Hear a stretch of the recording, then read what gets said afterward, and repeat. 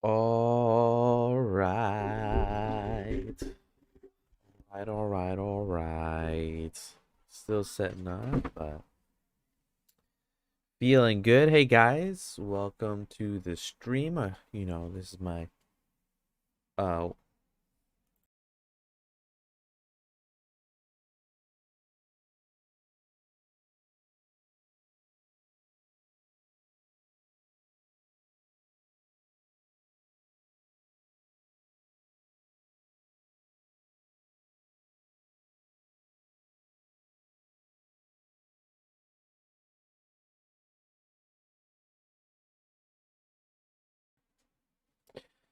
all right guys. Welcome to the stream. Welcome here to the Agris Monkey streams. I appreciate you guys being here. We're gonna take some time to hang out for a bit here while I get settled in, while I'm starting my stuff here. Hopefully the music's not too loud. Hope everybody's doing well out there. We're here on another Saturday. So last stream I did some, I was working on some like energy materials, and I was making it like customizable by adding custom properties and stuff. I ended up releasing the energy material in on my Gumroad, so you can check out my Gumroad link in the description. And it ended up doing pretty well. People are downloading it, people are liking it. People, that video was doing pretty well. And I thought, like, since this material, these customizable materials are so good and fun to use. They're like little toys, because you get to like just do whatever you want with them and stuff. I decided to start creating more of these sort of like energy-esque materials. So this week in this stream, or today, what I'm doing is I'm going to be doing a hologram material. I've already created most of it here, but you can see my process as I go through and organize the nodes, because the nodes are a mess. So messy. And I can go through that, and then after I organize, there's three different hologram materials. There's the like the energy beam going upwards, right? There's like this monkey one that looks pretty good, with like the bright spot, that animates in. I think you can catch that on camera, but it looks pretty good. I like it. And then I also have like this weird energy warp thing here that kind of like um it's like animated around a circle, which is pretty cool. I think it needs a little bit more customizing. There's some work to be done. It looks really good at an angle, honestly. I think front on it kind of looks weird, but like in an angle like this, that's looking that's looking pretty decent.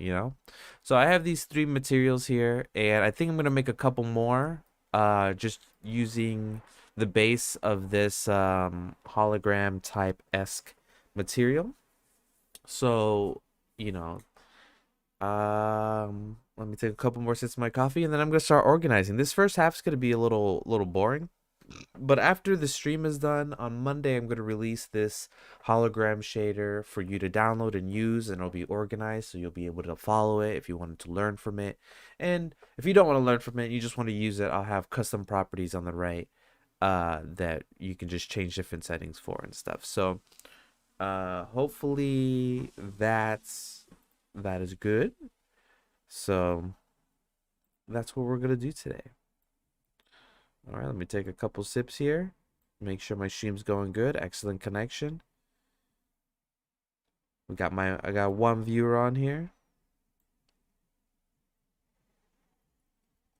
Mm.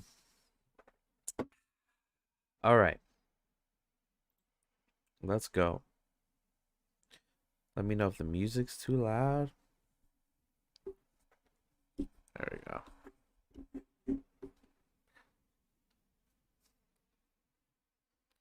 Also got some new glasses. Look at this. I match on my shirt. Boom. Boom. Looking cool. Okay. So let's start organizing these materials. Should be a bit of a it's gonna be a bit of a slog, but we'll get through it. All right. So let's turn on my cylinder. What's cool about this material is that I got the lines broken up like if they're like little pixels, and then each of these, I don't know if I can zoom up any closer. It kind of disappears. Um can I use this? Hold on. Oh, there we go. You can see that the each everything's cut up, and then each individual one has kind of like a little pixel gradient, which I think is pretty cool. It adds to the effect. So it looks good close up is what I'm trying to say, you know. So you can't really tell while it's animating here because it kind of gets blurry, but it animates. It looks fun. Um, and it glows on the outside. Make sure to have bloom on in your render settings here. Bloom, have that on. Put the intensity to 0.5, and then make sure that, oh my god, that's not 0.05. And yeah, and then make sure that your color management, you're set to standard. You know, some standard stuff. Standard stuff. So let's start organizing these materials. So look at this. This is like a mess. Like it's really big. It's really huge. There's even stuff I'm not even using in here. Just a waste of space, waste of time. So I'm gonna go step by step. Not step by step, but bit by bit to organize it. I'll be coloring it, stuff like that. So let's go. Let's go. So let's start off with our material output. So we'll just move to the side here. And then we got our mix shader. It's going to go right at the end here. And I think I have a shortcut for this. Align nodes. Yes. Boom. We aligned our nodes. So we got these two. Align nodes. All right, so the first thing we want to focus on, let me see if I can just move things out of the way for this stuff. Yeah, look at this. It's all so much. So let's move this down here for now, and then we're going to work on this organization here. So I'm going to select all these top, and I have it in my quick menus, but you could do, if you have node, what is it? Node Wrangler add-on added. You could just do shift equals. That'll align these nodes. Looking good. So this is our first one. And we'll do the second one. We're all lined up there.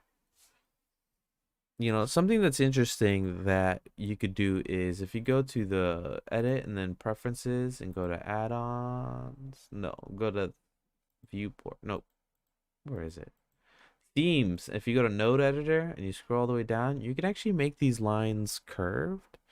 So you can move them like this. Boom. Curvy. Non-curvy. Straight. Curvy. So we'll see what we use at the end. I think the curve kind of makes it less intimidating. Well, it kind of looks like, I don't know, like it's making more sense, right? We're going to take them off for now. We're going to take off the curvy curves. And just start building out from here. So I'm going to do Shift A, layout, and do reroute. We're going to be using this reroute a lot. So I'm going to put it one here. We're going to bring it out to the side, line it up, and duplicate it, put it in, and we're just going to keep going. We're going to organize this, right? If you have Node Wrangler on and you click on one of the nodes, you can hit slash on the numpad and do linked outputs, and then it creates its own little, you know, output here. I'll move that to the side here. And I'll do the same thing here. I'll do that. I'll do a slash. You know what? I'll put it in my quick favorites too. So what is this? Linked output. We'll bring it to the side here. There we go. So that's looking pretty good. I'm gonna do the same here. Link output. We're gonna bring it out. We're gonna duplicate it. Bring this to the side here. You know, it doesn't have to be perfect. It just has to look a little nicer, right? Okay, great. So I got this. I'm going to bring it in closer. Susan, hello. Good afternoon. Good morning. What time is it over there in Tasmania? I hope you're having a good day. Hope you're having a good weekend. Good to see you.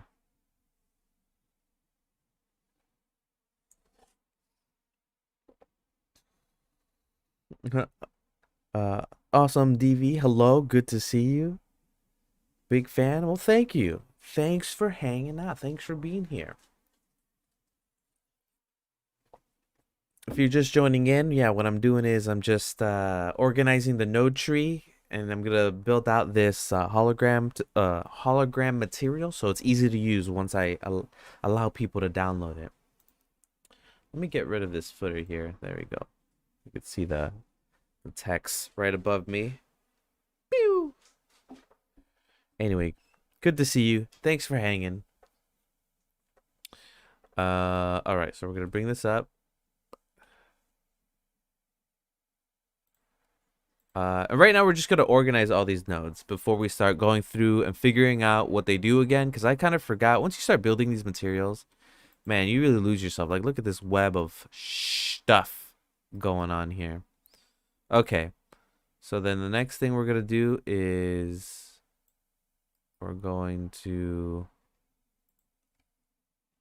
put in a reroute there. There we go, and we'll bring it out.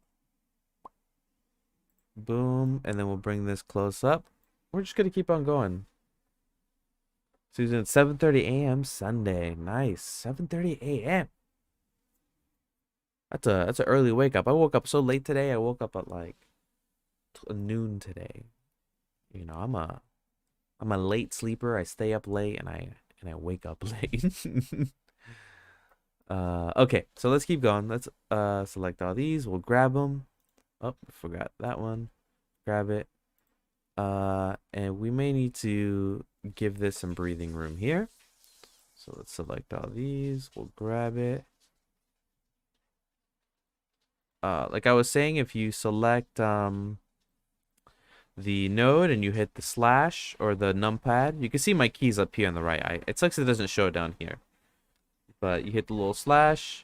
You see that it says add a reroute, put linked output. You see that it adds in my reroute node or reroute button. So I can make these nice. Good stuff. There we go. So bring this, oops.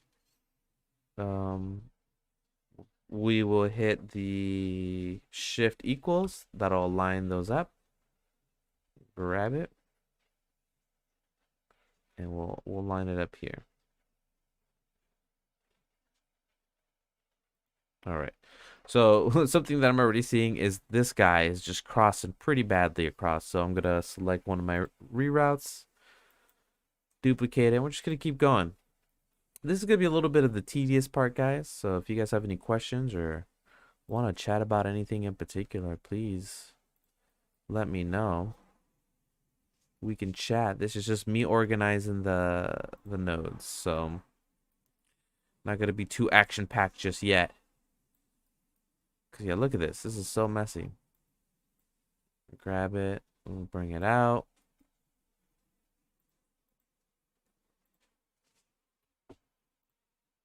Bring this out. Spitfire, good evening. Good to see ya.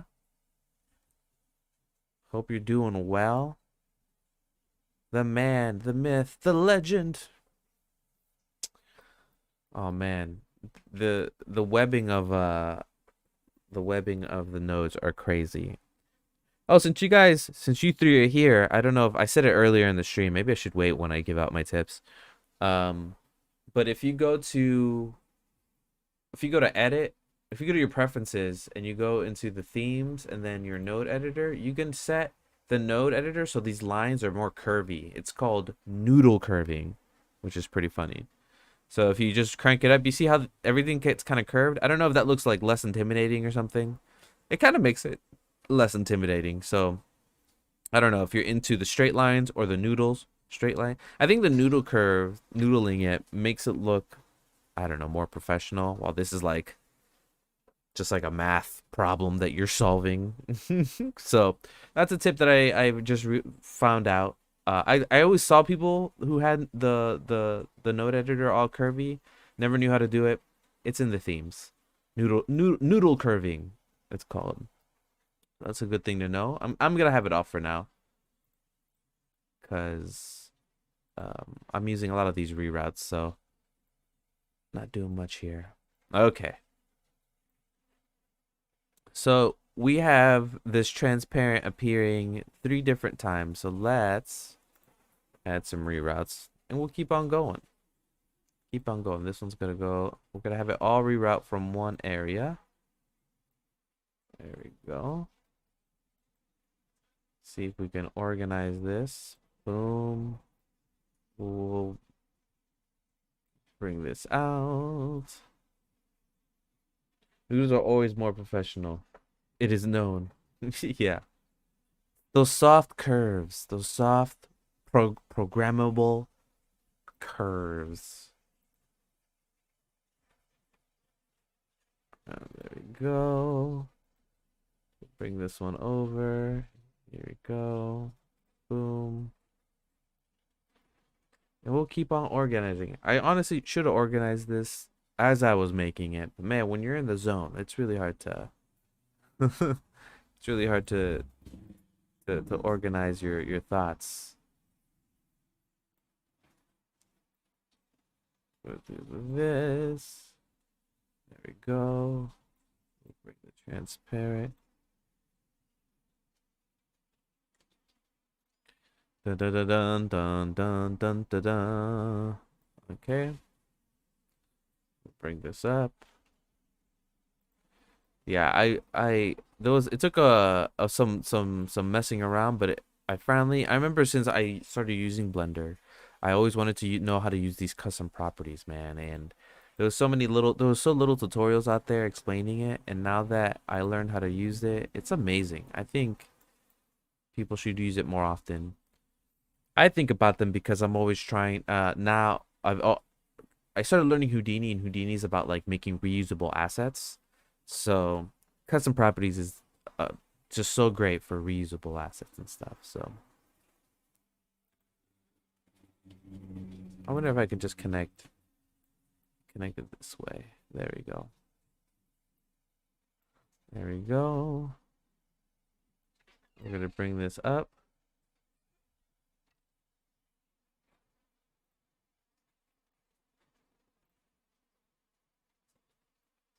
Bring this in. Oh yeah, it definitely was. I get that stuck in my head all the time. All the time.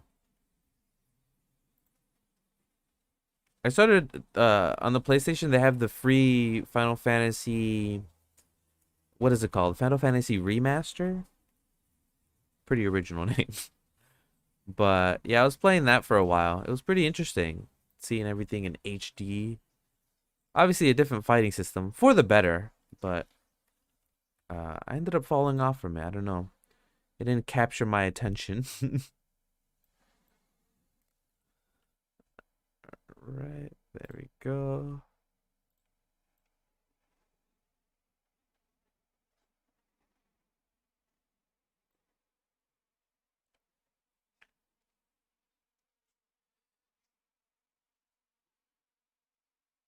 All right. Let's see if I can speed this up. See if I can speed run this. Yeah, I kept Spitfire. I stopped playing because I kept dying. I kept dying at, where did I keep dying? It was when the timer is on. This is like right in the beginning. The timer is on and you're like running and you have like 5 minutes or something until the bomb goes off or something. Yeah, I definitely was having lots of trouble there.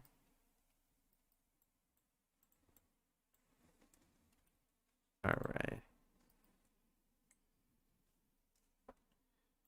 How far did you get?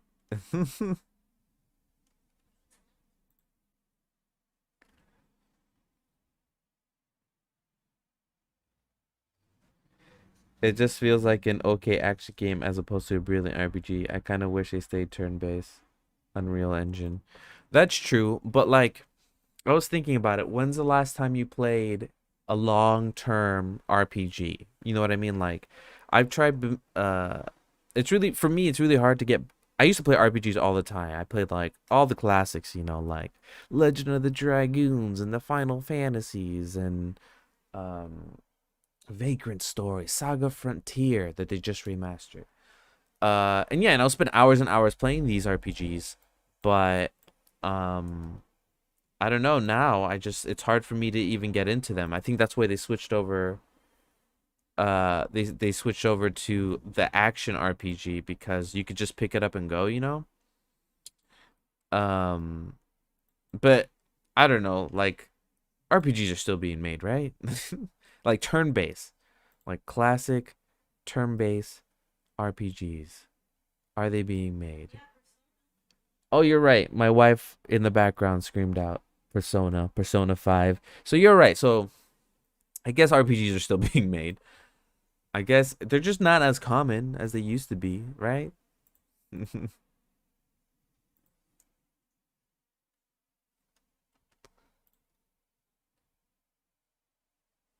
My wife plays Persona. She put so many hours into that game. I think she's I think she's on the second run of it. She's going at it. She ain't stopping. She'll play that game 100 times.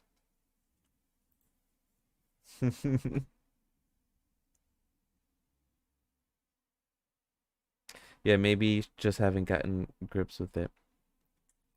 Yeah, man. I don't know. I started playing RPG I played a lot growing up was Final Fantasy X. So I started playing Final Fantasy X too, just to like fulfill some like childhood um some childhood, I don't know, completionist or whatever. All right. I'm not about them, but I'm getting through this pretty quickly here so we can start making sense of all this. This web will go through. Like, yeah, maybe just I like the active one. Secret of Mana was a real time with pause menu on the SNES. I have been very curious about Persona. Just looks so long. Yeah, it is a pretty long game, but like, isn't that what RPGs are? Isn't that like the main staple of an RPG? Like, you sit there and then you grind and you beat the bosses and you read the lore and you really gotta like the lore or whatever. Um. And, I guess that's why they changed things to action RPGs. But I agree. I agree. Uh, what else did you say? Oh yeah, you ever played like Star Ocean? Star Ocean was a good game too. Chrono Trigger, obviously, another classic. Some old classic games.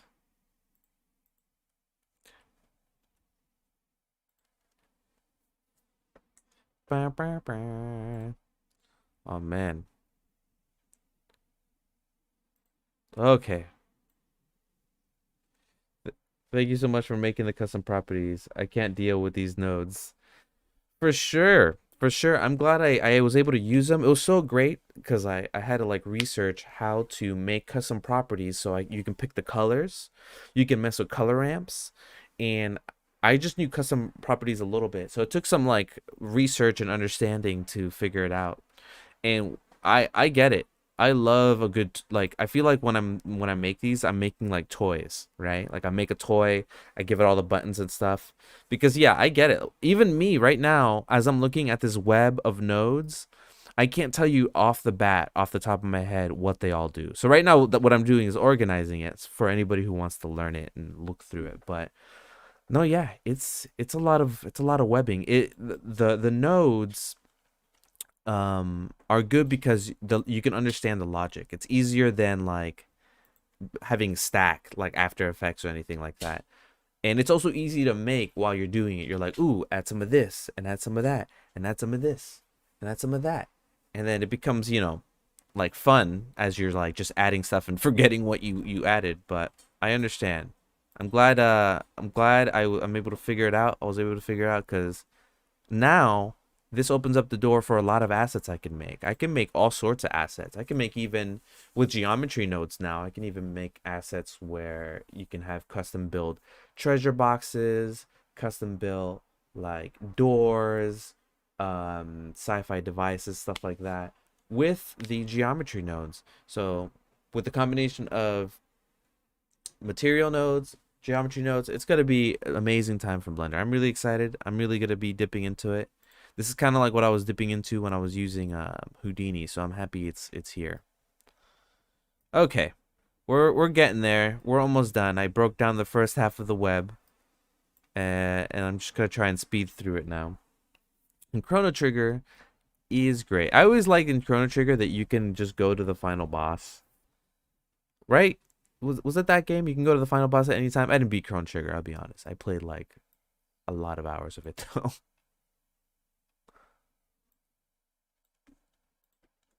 All right, align nodes. Ooh, here we go.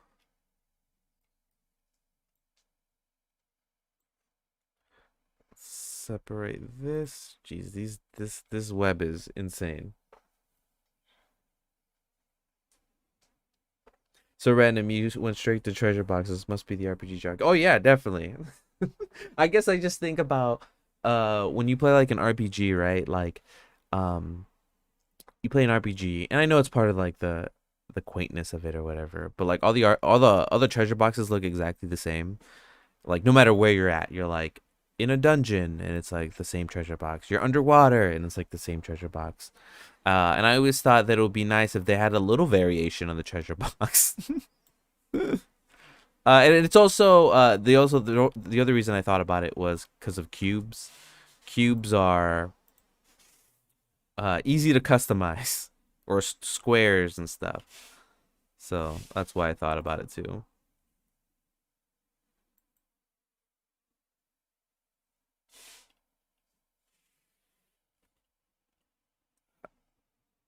Oh man. Bam, bam, bam. This is kind of a chill, a chill portion of the stream right now. Just doing this tedious work. Didn't have time to do it before the stream, unfortunately. But we're doing it now. We're chatting, doing some stuff. Okay.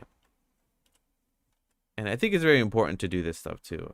It's just nobody wants to do their homework. Who wants to do homework? All right, there we go. Do the same here. Boom, copy.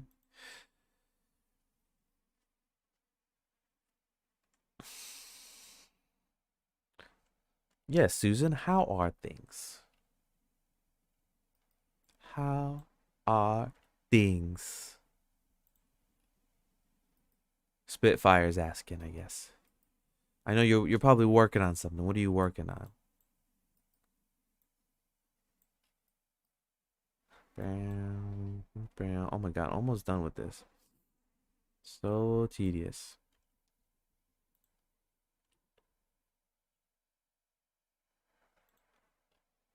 Bam, bam, bam, bam. Mm-mm. Got that lo-fi hip-hop music going, feeling good. Thinking about RPGs now. Alright, we're gonna align these guys. Align nodes. We got two color ramps, good stuff. Two texture nodes, good stuff. And then we got these guys.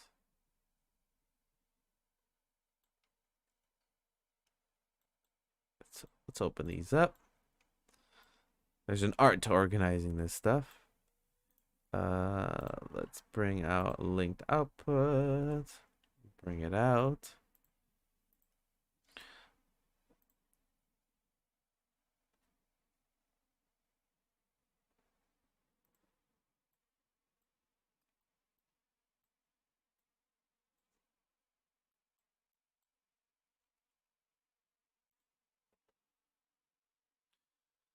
Dun dun dun. But yeah, this hologram texture is so nice. I love zooming in on it and like seeing like these like little cut up pixel type things. So it looks good close up. That's what I really enjoy about this particular shader or material that I made. It's like works well once you render it out, because when you're like just playing it, it kind of looks blurry, but once it sets in,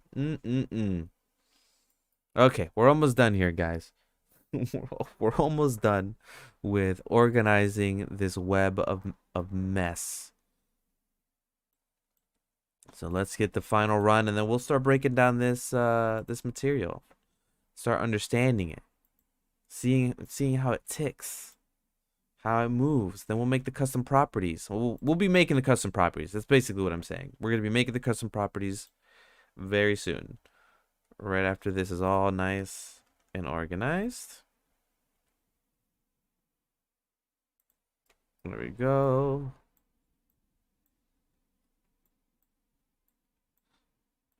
Break it one by one. There we go. That's that. Susan says, good here.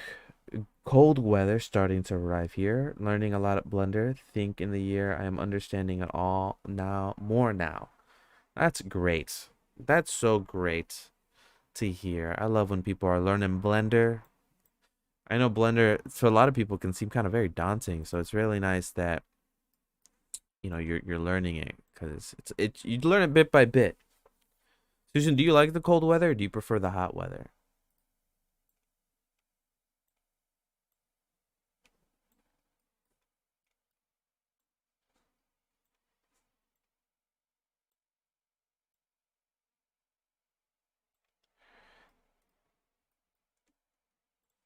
Yeah, I think I prefer cold weather, but maybe I'm a crazy man.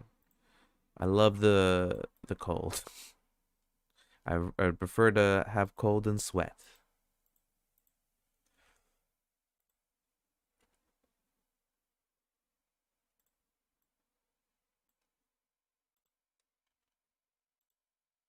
Dun dun dun dun dun dun dun dun dun dun. Feeling good. Spitfire, how are you doing? How are things with you? How's work going? How are you stressed? How's life? What is anything interesting? Have you eaten any good cheeses? I don't know. That's a dumb question.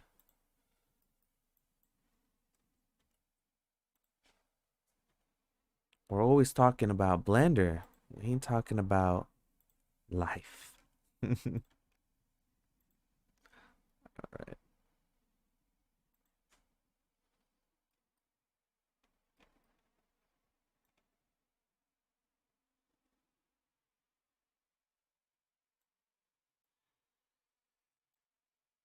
Animation, animating a horse at the moment. That's awesome. And you like the cold weather. Yes. Cold weather. I live in the wrong place. I'm living in California. It's not necessarily the place for cold weather. And it's funny, I get cold here, so I mean, I'm moving over to a place that snows, so hopefully I'll be able to handle it, right?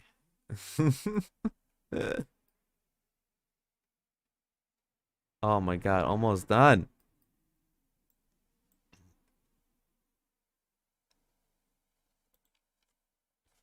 Susan says that's why we moved to Tasmania, to get away from the hot weather. Yes. Nice.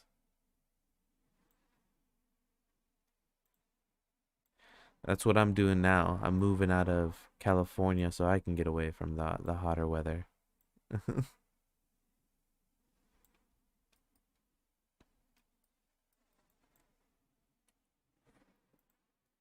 Bam, bam, bam.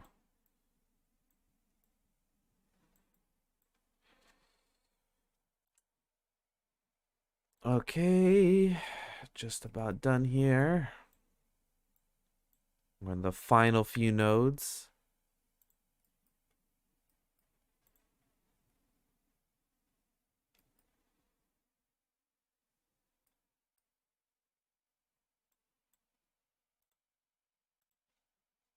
And then we can start looking at this material and start making custom properties. And that's where you'll do the most learning, guys. The most learning here.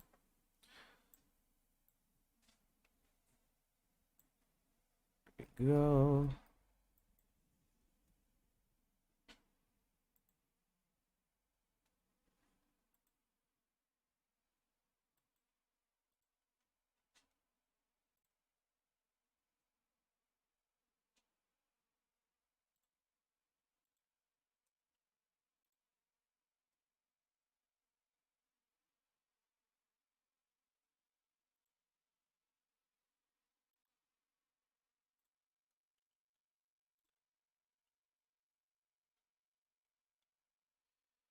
That's why we moved to Tasmania to get away from the hot weather. We are moving to. Where are you moving to? You moving out of Tasmania? And what made you decide to move? You looking for even colder weather? Even colder weather.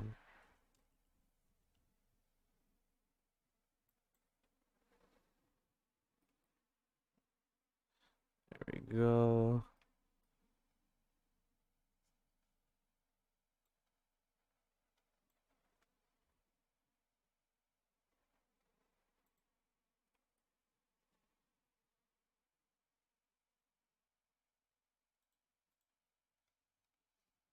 Bum, bum, bum. Almost done, finally. And the last three nodes. Bring this one here.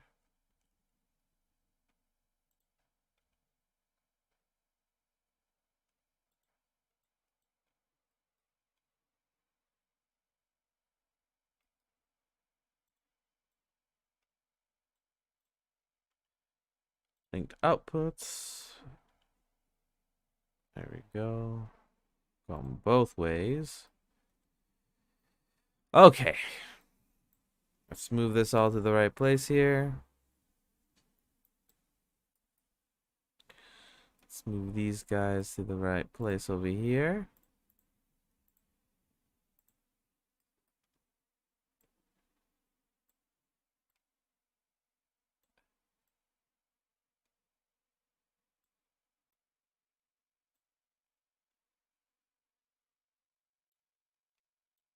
All right, let's move these guys closer.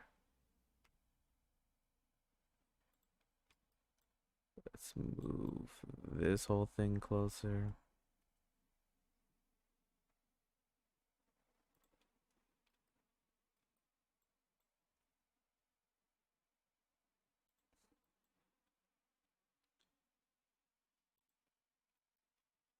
Okay. That's where we're moving out to West. Where are you moving to? I'm staying here now. Oh, you're asking where? Where are you moving to? I thought you were saying we are moving to. Okay, yeah, so I'm moving from California over to Boston, like the Boston area, Massachusetts. So I'm going from the East Coast all the way across to the West Coast. It's probably the furthest distance I can move to besides maybe like New York or something or Canada in the corner. That's the move. That's the plan. We're visiting in June-ish, mid time over there and figuring out what we're gonna do with our lives.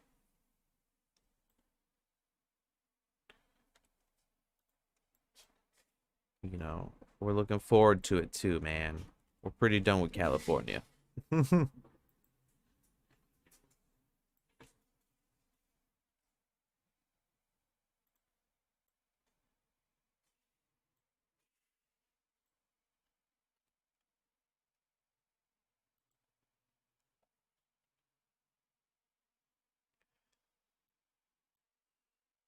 It would have been nice to move. We always think about moving. If we could move out of country, move into Canada. moving that to like, I don't know, outside the US, but that's always such a difficult thing to do. Okay, we can start breaking down this hologram material. It only took us 20 minutes. It will be faster the next time. But our node tree is a lot more organized. It looks better. If we change it to curve noodle now, we will see that we are, I guess it doesn't really change much, but it looks kind of nice. Looks a little nicer. Looks a little bit more profesh. So, all right, so let's break it down. Let's go bit by bit. We're gonna start naming stuff and doing stuff. So we got our output node. Great. Let's go to our custom properties, which is like right at the top here. And right now I just have two custom properties. I think I'm gonna delete them, and then we will go from there. Okay. So the first property I'm going to mess with is I have a mix shader. That's the first node, and it mixes between two different textures. So let's see what they do. And the way I'm finding this out, guys, because I made this, but I totally forgot what everything does. I'm just gonna mess with settings and see what they affect, right? So the first thing I have is this overlay here, and I'm no idea what's happening.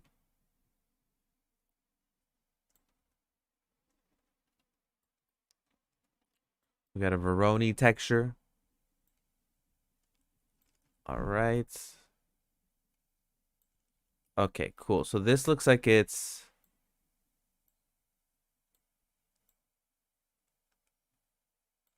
So looking at this, I have a gradient texture, so I'm assuming that's where this fades up here. Yes, it's the fade at the top. That's what this is. So let's... Is there an easy button to do this? Can I like just do an auto frame here?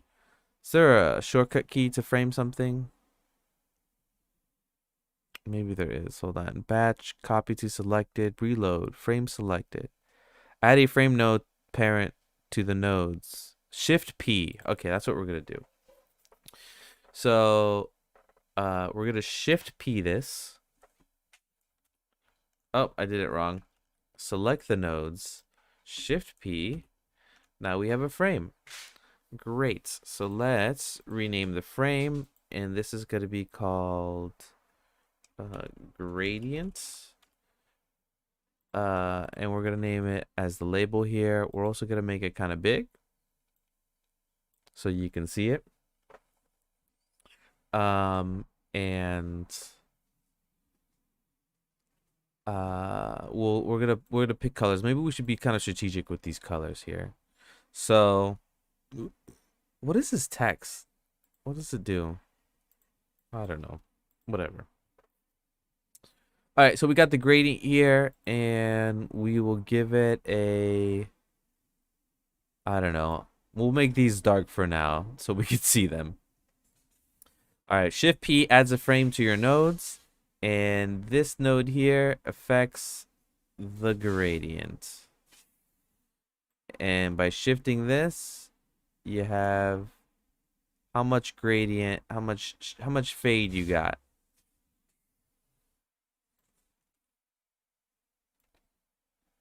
All right, but then we also have the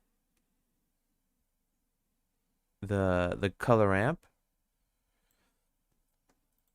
And if we do constant, we'll be able to see it more. You see, it can like go up. It kind of looks like it's like scanning in, right? Like it goes. Okay, so let's, for the sake of what we're doing here, you can see that this affects the, all this affects the gradient here, the fade. So I think I'm gonna name the settings fade. And then start adding in some settings that you can change here.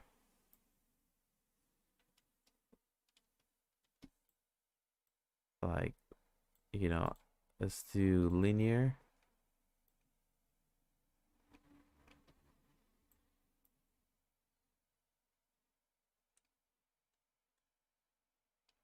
Oh man, it's so fast how much it affects it. There it is.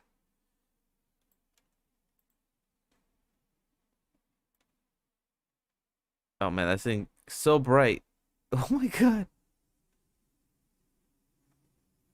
It like flashes. They look like flashing lights. Ching ching ching ching. Looks like a party's happening. Oh man. Okay. So we're gonna take clamp off because I kind of like that. And then B spline. Because that's the fade that's happening up here. You see the fade. All right. So let's make some custom properties, guys. Garage. Good to see ya.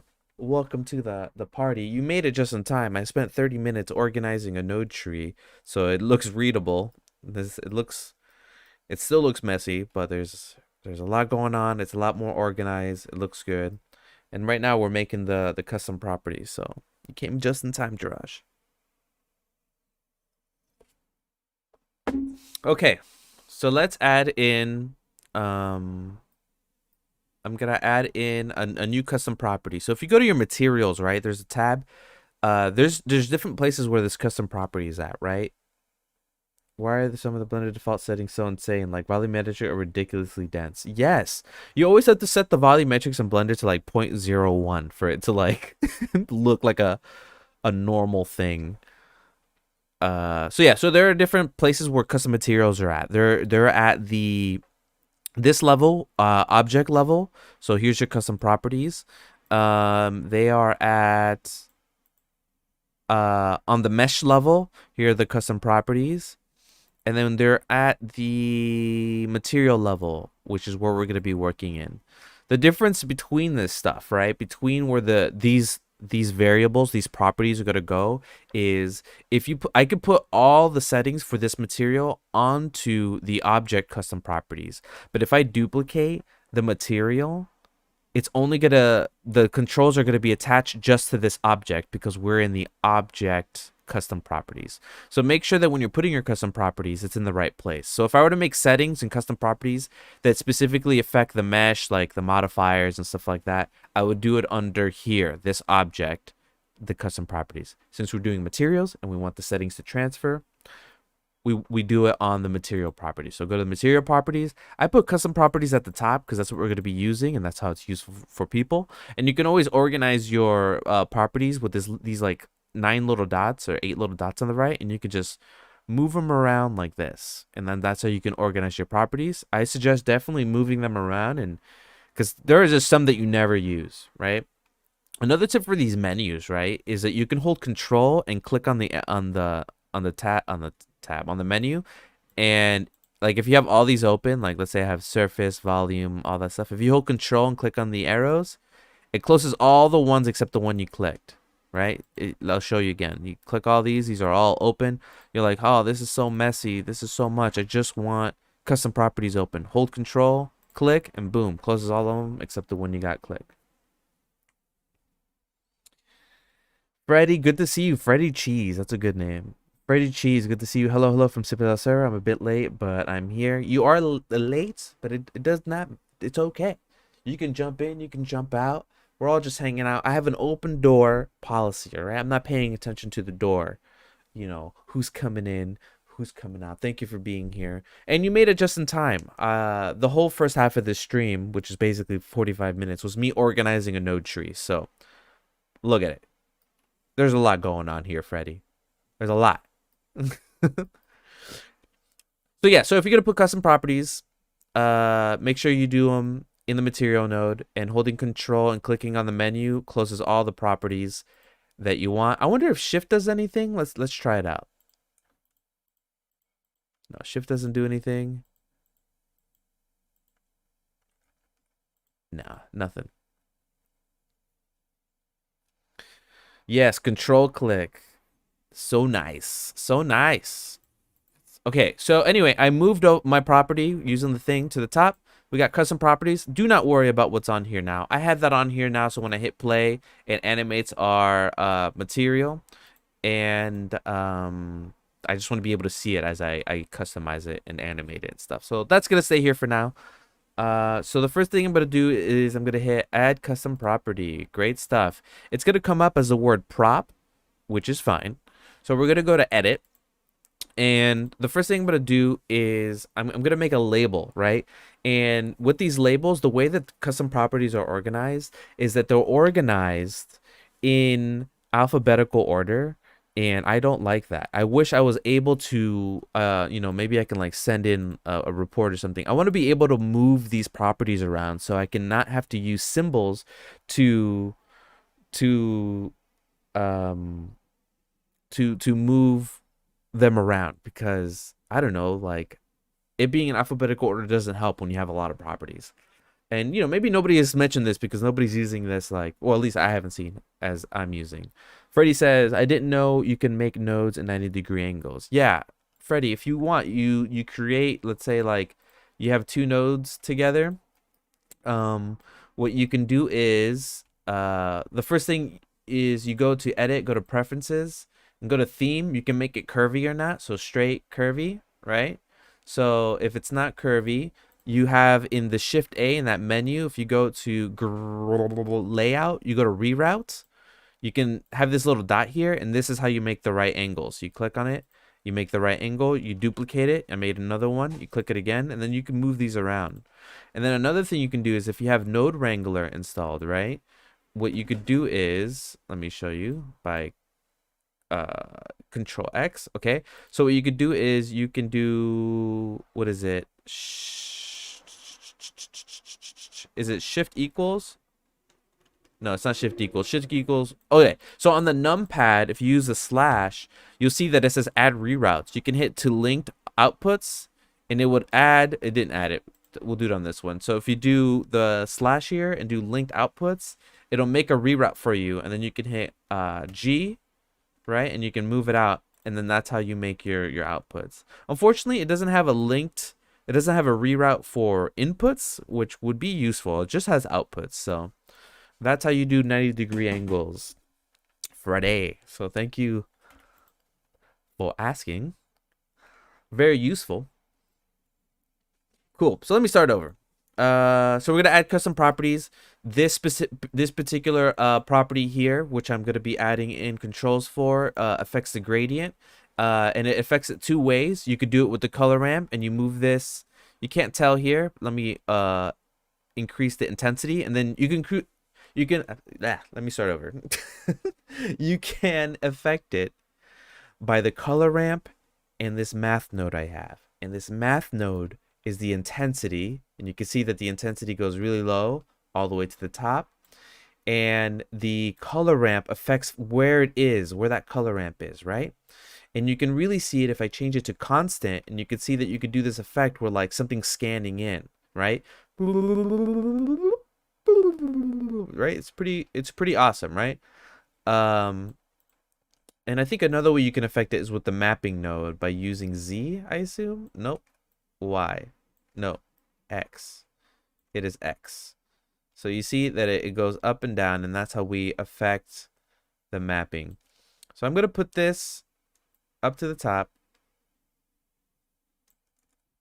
Actually, bring it down a bit. Man, this intensity is intense. All right, let me set it up to how I like it. And we'll put up the intensity here. Okay, cool.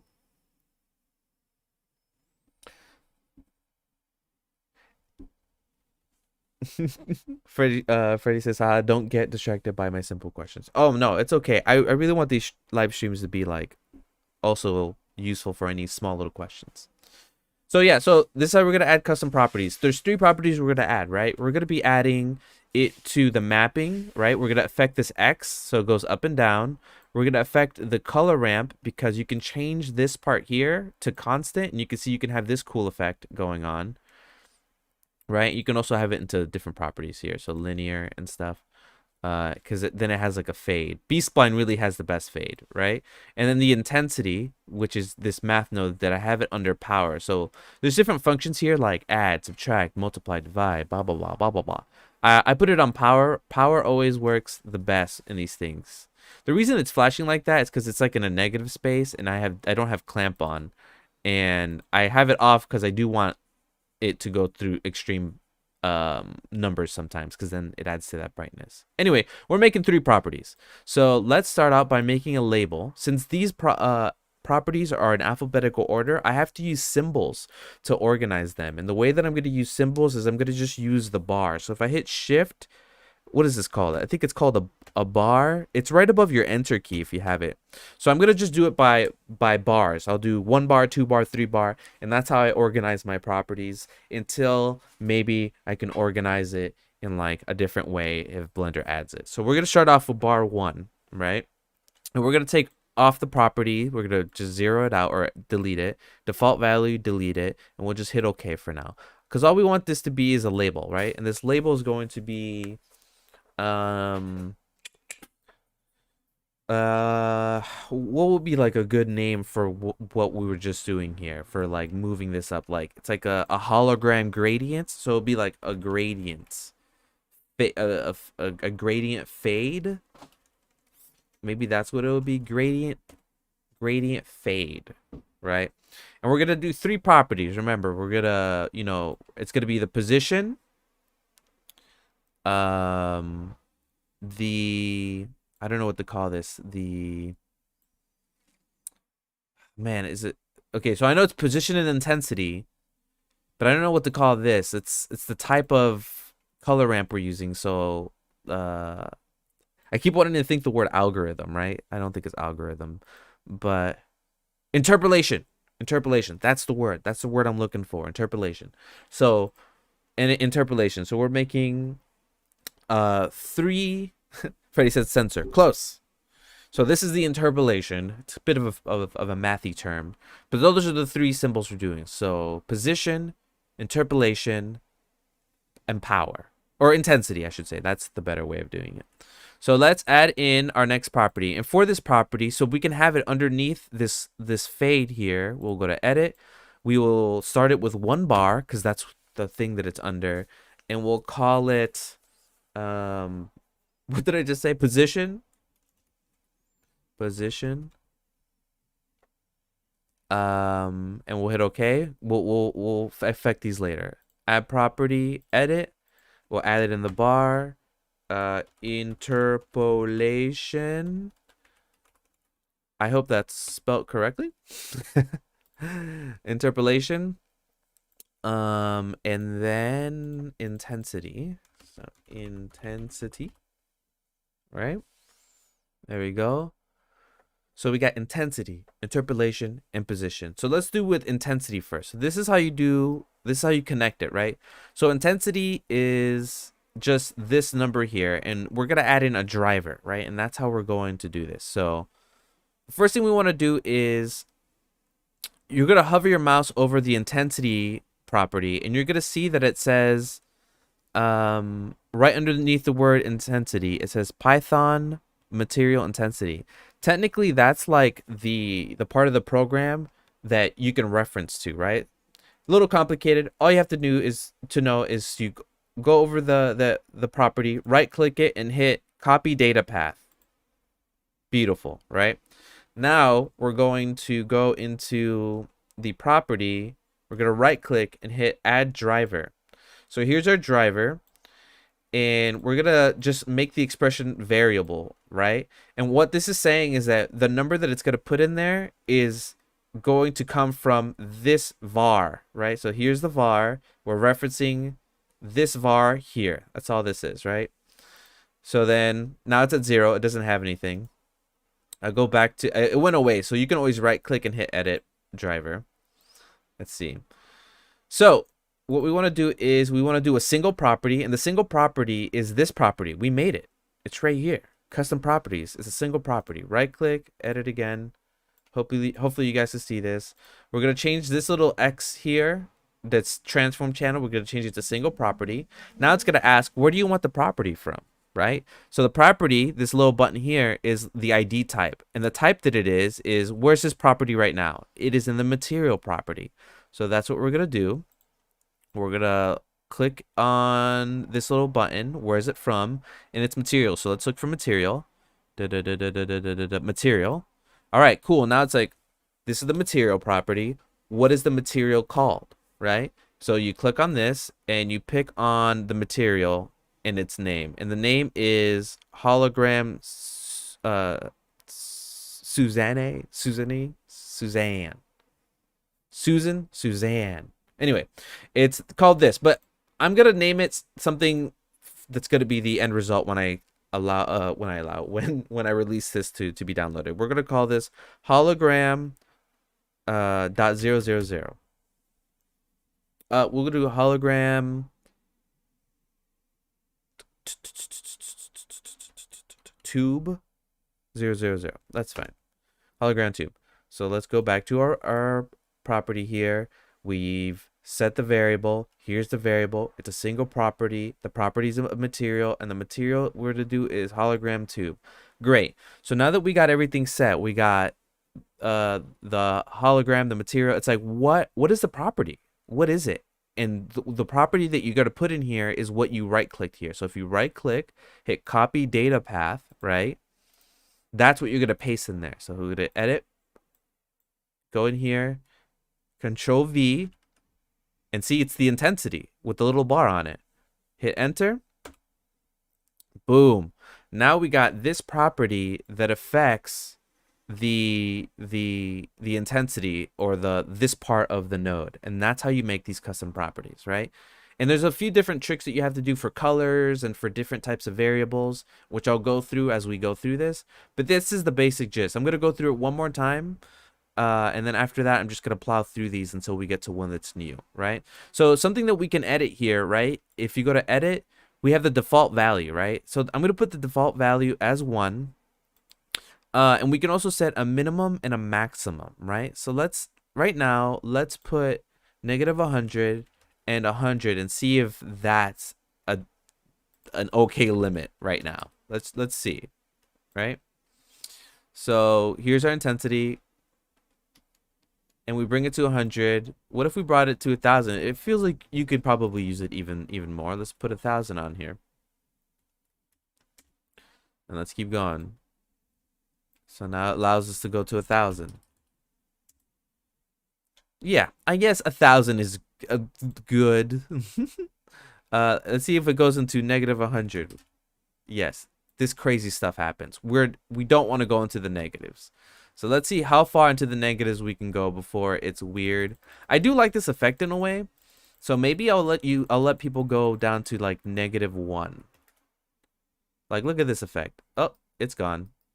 Maybe no negatives.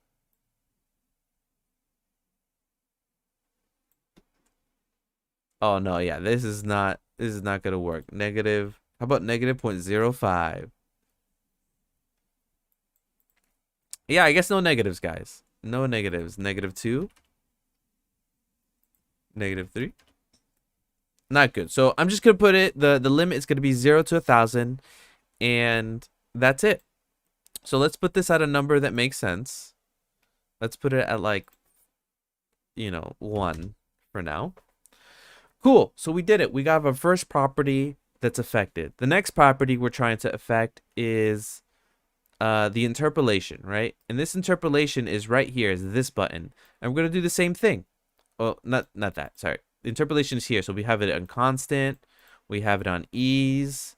And it's just different types of fades, right? The biggest difference ones are constant and B-spline. Those are the ones that I use the most. So we're going to do the same thing. We're going to right click. Oh, yeah. We're going to copy the data path. So here's the interpolation. Right click, copy data path, or Shift Control C. We're going to right click on this property and we're going to add a driver to it. Here we go again. We have variable. We want to change the variable to a single property. So this is being referred to this. We want to do it from where? The material. That's where the property's at. Which material? Hologram tube. What property? Since we right clicked and copied and paste that, we can just paste it here, right? And there we have ease, right? So here's something that's different, right? That you should keep note of.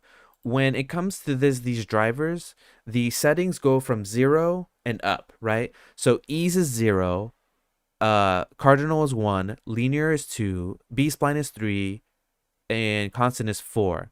And right here we have the interpolation, but it has these zeros, so right? So it has like 0 to 1, and I can go in between. We don't want that. See, it doesn't change until it goes to 1, and it changes when it's 0, right? We don't need that extra decimal points there, right? So we'll go to edit, and this is the smart thing about Blender, but also something they don't like tell you up front. If you go to property value and you just put 0 and you put a default value and put 1, it sees it as an integer. It takes away the decimal points, right? And we're going to do max. How many do we have here? We have 0, 1, 2, 3, 4. So it's going to be 4. So the max value is going to be 4. Minimum value is going to be 0. And we're going to put this at 0 and 1, right? And this is going to be 4, 1. There we go, right? I got to go shorty here today, but still thanks for the stream. Have fun with the rest of it. See you people. Jiraj, take care. Thanks for hanging out. Hope everything is well, man. Okay, so now when we change those settings, right, to 0 to 1, now you can see that this has no decimal. Now when I hit left, it just changes to 1, 2, and you can see that it changes the interpolation, right? So we got constant, cardinal, B-spline, and ease, right? And then something that could be helpful for these properties, right, is to add a tooltip, right? So what is the tooltip here? Hold on. Let's go to edit, and we have tooltip, and I could just put something like, 0 equals ease, and then put a bar, and then 1 equals, I forgot them, cardinal, linear, B-spline. All right, so what was I editing in the wrong place? Okay. Okay, so 0 equals ease, 1 equals linear, 2 equals cardinal, 3 equals, is it B-spline, right? B-spline.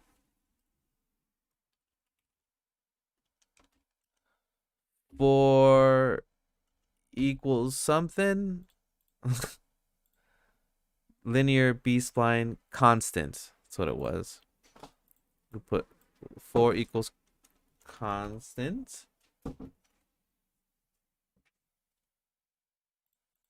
Cool. So then now for the person who's using this, if they hover their mouse over interpolation, you get what the numbers represent. And you can see right there when the pop-up opens up, it's 0 ease, 1 linear, 2 cardinal, 3 B-spline, 4 constant, right? So useful, right? So useful for the normal person. Okay, so the next we want is position, right? And for the position, it's this little tab here, right? This is where, oh no, not this tab, sorry. It's this. It's the X value on here. Which is pretty useful. So same thing, guys. And I'm just gonna plow through this one just so it's a little quicker, because it's gonna be the same as I talked about before. So position, we're gonna right click, copy data path on the X value, right click, hit add driver, take away anything except the word variable because we're referencing this variable. It's a single property. Move it over to materials. Bring the material. What material it is? The one that we're using. What's the property? Control V. We copied it from the position. Great. Now this is the position here, and now we have a good position. We do want probably some negatives here, or maybe not. Let's see. So we'll go to edit. We'll do max -10. Or minimum -10, max 10, and we will bring it up. Let's see what that looks like. We'll do -10 for now. Actually, we'll do 100 and -100. And for the tooltip, I'll put position of the fade. Great. And then the intensity. For that tooltip, I'll put, brightness of fade. Okay, cool. So we have our 3 properties that are now being affected by this. We got intensity, we bring it down. It's kind of like the opacity. And for this intensity, it looks like I really should, it's like goes from, I don't know, on off like that. Like that's a little much. Just put this to B spline. There it is. I guess under ease it doesn't work too well. And then for the position,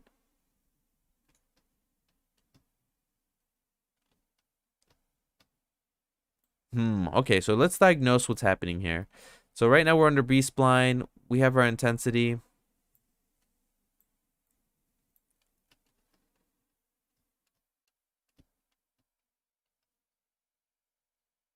There it is.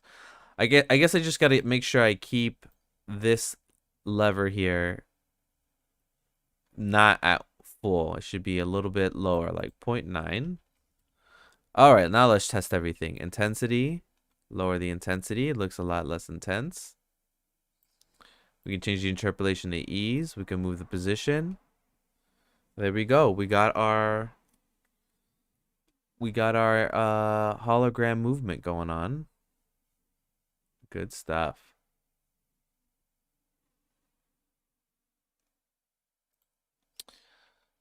Let's put it back to B spline. Bring down the intensity.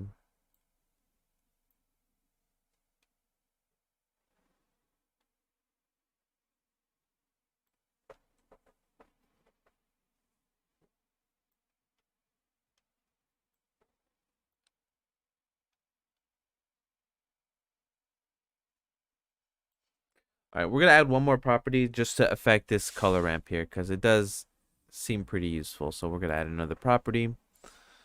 Edit. We'll add in the line. We'll call this fade intensity. The value is gonna be from 0 to 1. That's gonna be also the max. We got fade intensity there. We'll right click, copy data path. This is the position we got. We'll right click the position, add driver, put var, and we'll keep on going, guys. So now that's pretty much how you connect different properties together. And it's very useful. There we go.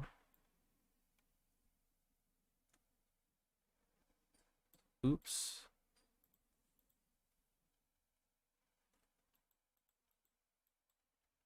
1.0.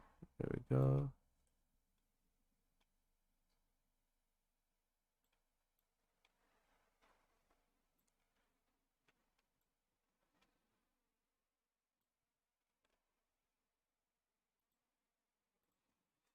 How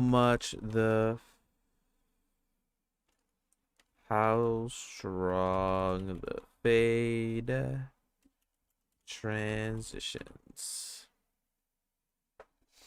All right. We did our first one. Feeling great.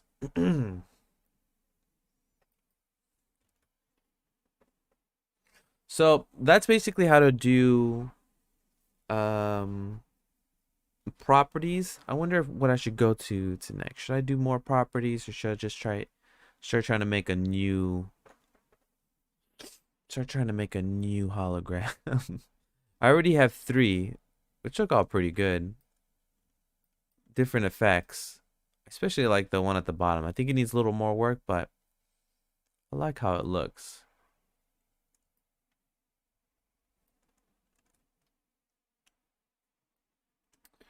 Cool stuff. All right.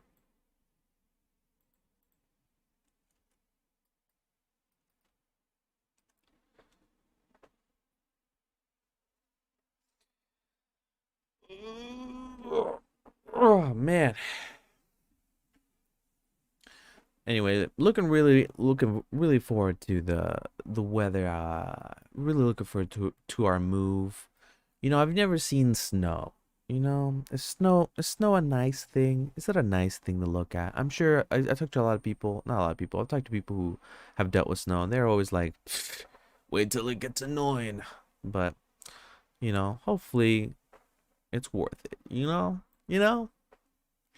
Moving's not easy, so I don't want to move anymore. Oh man. Okay. All right, here we go. We got our properties, we got our fade intensity, our position, great, interpolation. I'll leave it on B spline. There we go. We'll bring the intensity up, bring the fade, and we'll bring the position a little higher. Okay, let's see what these next set of um settings do.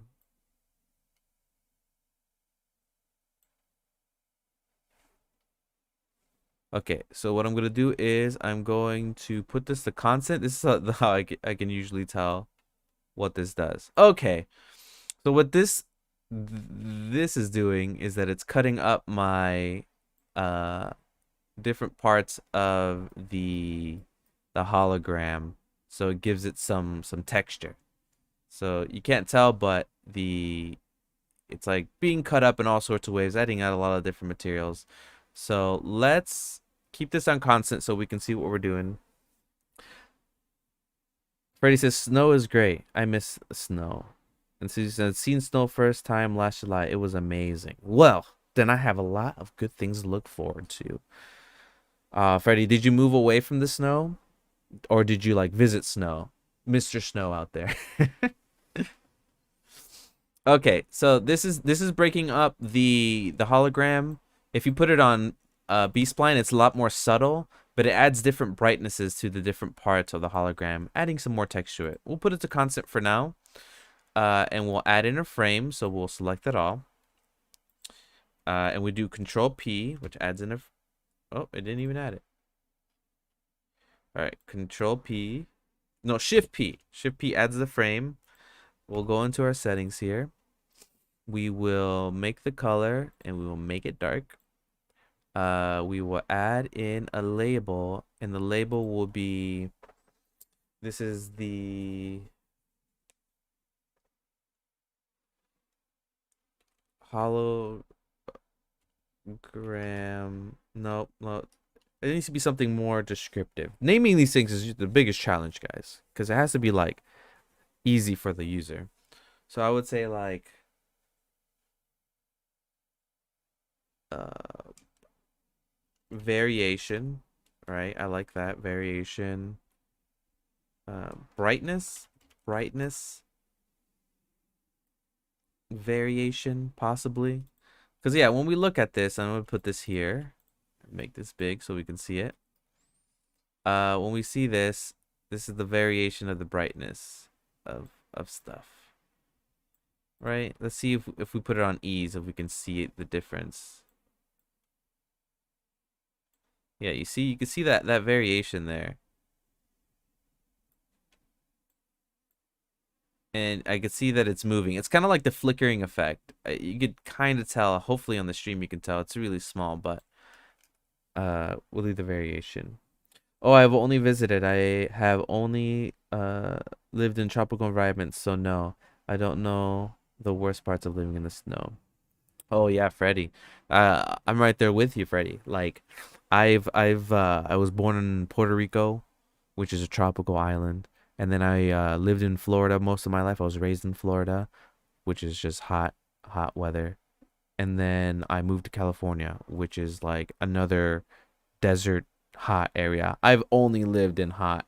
I've only lived in hot areas in my life as well.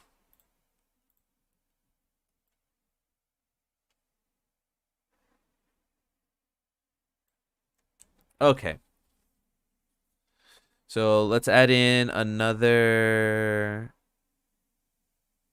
property. It's just going to be a label that I'm going to use. I'm going to use 2 lines this time, and I'm going to call it gradient.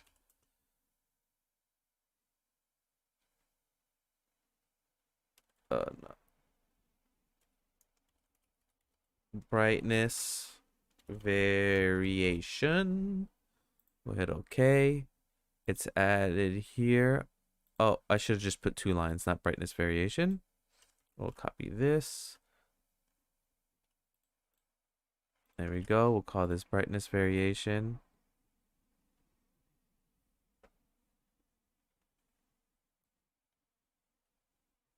I only have visited blah, blah, blah, blah. Freddie says, oh, nice. Boricua. Yes, Boricua. Costa Rican here. Nice. Nice, nice. How is Costa Rica? Costa Rica. How's it like living out there? Do you want to stay there forever? You want to eventually move? Tell me what it's like there. Is it similar to Puerto Rico? I'm assuming since it's like an island of sorts. Right? It's an island. Yeah, I think so. All right, brightness variation. We're gonna do the same thing. So let's do 2 lines and call it interpolation. Oh, I spelled that wrong, didn't I?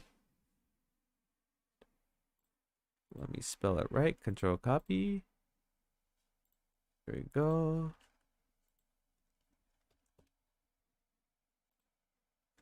Interpolation.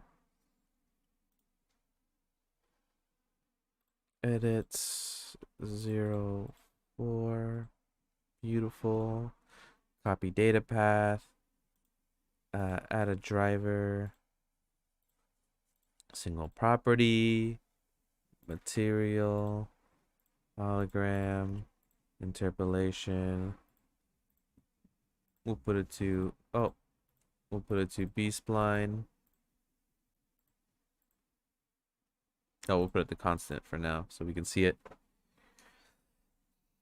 Oh, nice. Rica, it's not an island. Oops. Costa Rica is wet, very humid, raining all year.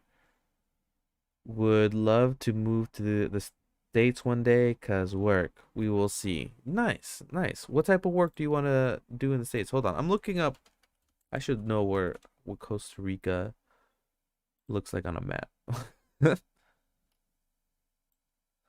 Oh man, it is not an island. Hold on. How silly am I?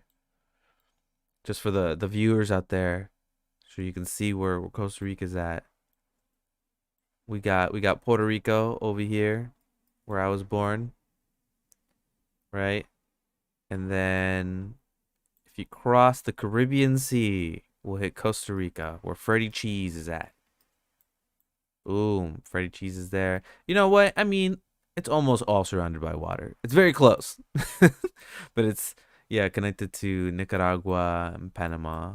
Pretty interesting. Good to know. All right, bringing this back.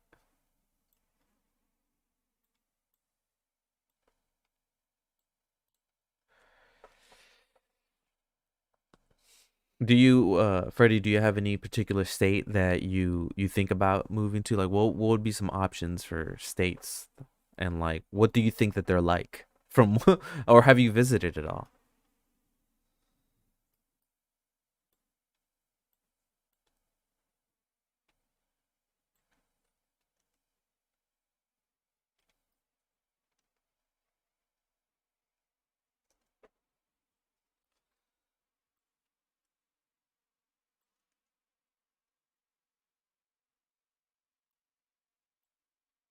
All right, delete this driver. All right, so it looks like I have 2 different things I can animate. I can animate the X location, which has like this left and right effect. And I can animate the Y location, which animates also the left and right. I wonder which one looks better. Probably the X. So we'll put that to 0. Does the Y do anything? I don't know. We'll put them all to 0. I got to go. I look forward to seeing the fruits of the labor. See ya. Take care, Spitfire, and yeah, you definitely will enjoy it, man. It's good. This is gonna be a good one. Have a good night. I think that's nighttime over there.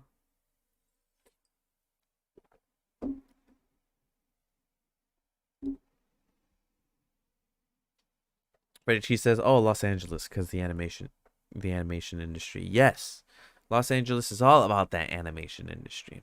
luckily nowadays you could do things online, but yeah, working at a studio in Los Angeles is that's what how most people, want they want to work in a big studio and stuff. The studios are here. So, all right. Okay. So we have our interpolation. We want our um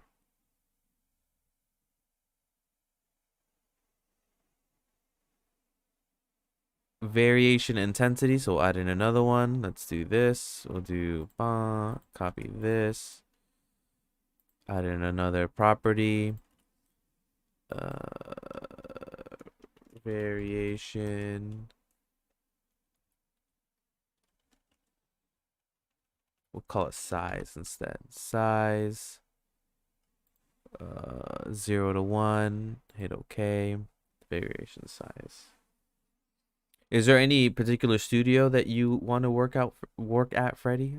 What are your like favorite cartoon studios or cartoons? Copy that. Add in a driver. Variable. Transform. Material. Hologram. Variation size. There we go.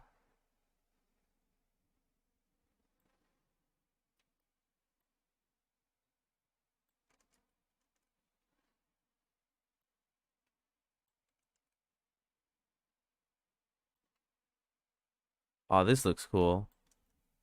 That is cool. That is a neat effect. I didn't even realize it. It looks much more technical, digital and stuff, having it like all broken up like this. Amazing. Oh, great. Okay, so cool. Instead of calling this variation size, I'm gonna call this variation intensity. So let's re-edit this. When you edit a property, unfortunately, you have to like reconnect it. Intensity. So this is gonna get broken, right? And then we're gonna have to edit the driver. Copy.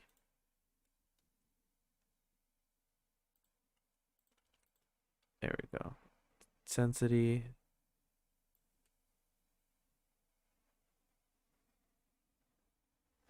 Nice.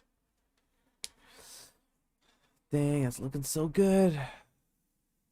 All right. So, what I'm gonna do is I'm going to add in a value, right? Because I want to animate this, but I want the user to be able to animate it the way that they want to, right? So we're gonna enter in a value, and we're gonna put in a driver here, but we're gonna do it by using the hashtag, right? So or the pound sign. Anyway, so type in hashtag frame, right? And that gives you the frame number, and that's what that number is. Then I'm going to use a math node. So we're going to do converter math, right? And we're going to add this to the top, and we're going to add this to multiply, put this at 0, right? So this is going to go in here. This is going to go in here. So it's all going to be part of the same thing. This is how we're going to animate and give the user the ability to animate uh these features here. So we got animate this. We can animate it left, right. We can animate it so it just kind of bubbles. We can animate it upwards too. There's a lot of animation ideas here that we can do. So this has 3 different options that you can do. So that's what we'll do. We'll add in 3 different math nodes, because they're all going to be used to animate these features. So let's do that. Let's add it in.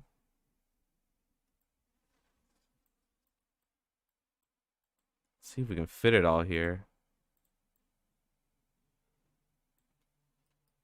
All right, we'll put this all on the top. There we go. Now we're going to use a converter combined XYZ. All right, and that's going to connect to this location here. And we're gonna connect X, Y, Z. Pretty cool. And they're all at 0. But now when you move these particular dials, it will animate the X, the Y, and then the Z. You can see it a lot better when I hold Shift. It's hard to tell, but this one's going left, right. This one's going up, down. And then this one's going through it. So it's kind of giving it a bubbly effect. Cool. So now we're going to add a property, and we're going to call it, variation, or, should it be animation? I don't know.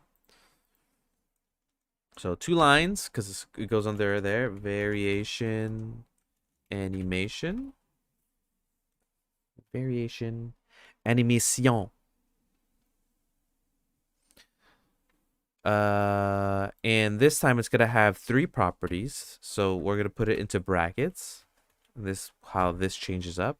1.0, comma 1.0, comma 1.0, right? And we will do that. And this is gonna be plain data. And this is gonna be at 100. We'll put 1,000 and negative 1,000, right? So then that makes a variation animation with 3 different inputs on here. And now we can choose these individual inputs that affect these. So we'll do the first one, copy. Same thing, guys. Add driver, make it a variable, select the material, boom, hologram, variation animation. This is the trick with this. When you put the variation animation, it's putting in all 3 of these symbols or these numbers here. So in Python, what you have to do is you have to either add a 0, 1, 2, and the first one being 0, second one being 1, and the third one being 2. So what we want is the first one, so 0. There we go. And now we have this number that affects the speed, and the speed is ridiculously fast. What if we put 0.1? There we go. We might want to limit this a little bit more. Let's see. If it's 0.5, is it even usable?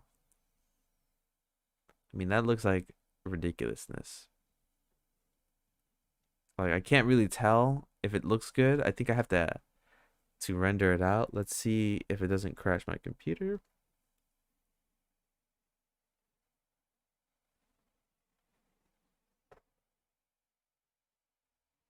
Computer's looking good. Stream is looking good. All right, we're gonna stop it there. We're gonna play it. Yeah, that's like really fast. I'm not sure if people would use that. So we are gonna limit it to point 0.5. Yeah, so let's limit it to negative 0.5 and positive 0.5.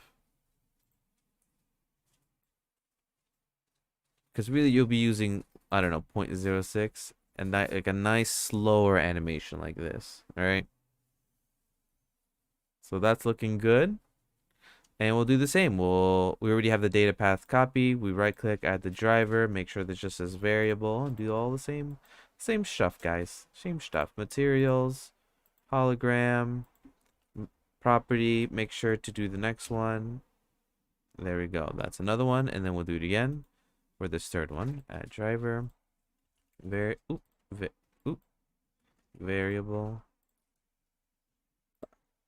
single property, material, hologram, boom, and we'll do 2 this time.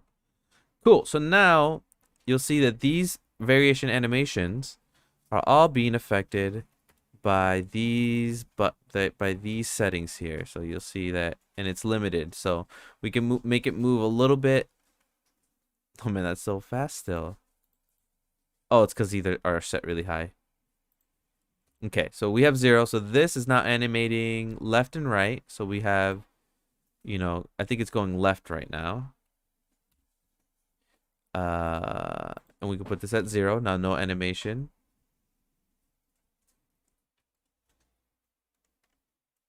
And this animation's coming from somewhere else, so that's that's fun. Okay, so then we can move this up a little higher, and you can see that this is animating down, or we can make it animate up. A lot of control here. That's fun. And then you can't tell right now. Let me see. Let me put this animation down to like, I don't know, 50 frames. So we can see some of it, and I'm going to render it real quick. It happens really fast. Boom, boom, boom, boom, boom, boom, boom, boom. Okay, and then we're at 50, and let's see what that looks like. So yeah, see, we got like this neat animation effect. Looking good, right? We can get rid of this effect now. We're going to add in another driver, and we can probably close this down to make it look a little prettier. There we go. But we're getting our properties built up, guys. They're building up. Okay. Let's see what else we can affect.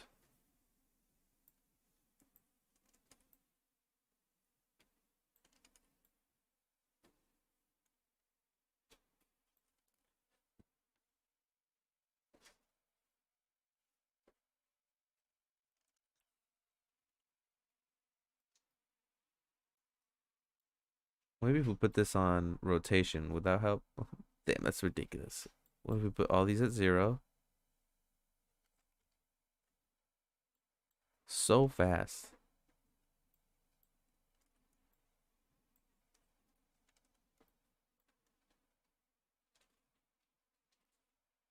It doesn't look too good on rotation. I mean, kinda. Anyway, I'll think about that. We'll keep moving. We'll put it back to location.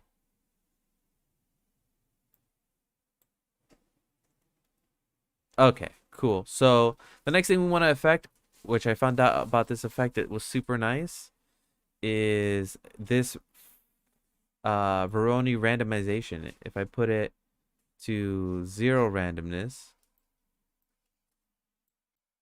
and then I move the intensity, see that it comes back. Changing the randomness adds in kind of like a glitchy effect like that. Or, all right, so I'm not sure how to call this. Maybe randomness. But for me, it looks like it goes from digital to organic looking. I don't know if that's what it should be called. But I'm definitely going to add a property here. So let's add another property. We'll add another one. We'll add in 2 lines, and we'll call it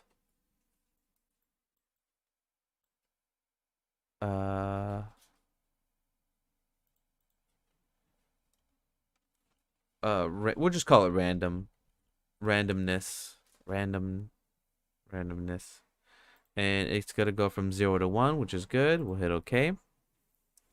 We'll right click, hit copy path there. We will select this, add in a driver, put in var, select where we want it from, single property, materials, the hologram texture. We'll set that randomness, and now we have our randomness set here, which is pretty awesome.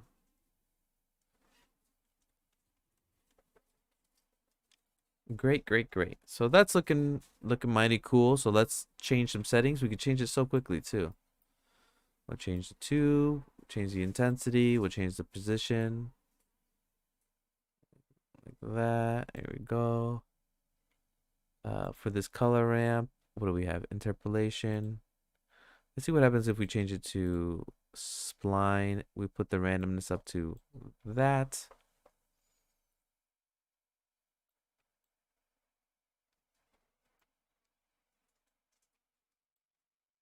You really can't see it when it's not like interpreted. When it's a B spline, it's not looking good. Let's see if we can bring up the intensity here.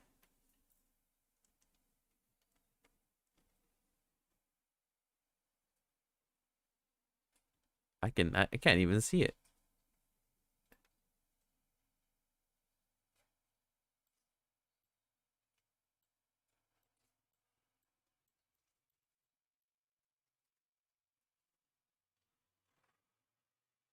All right, we're gonna change. We're gonna add one more controller here. So we're gonna change this intensity.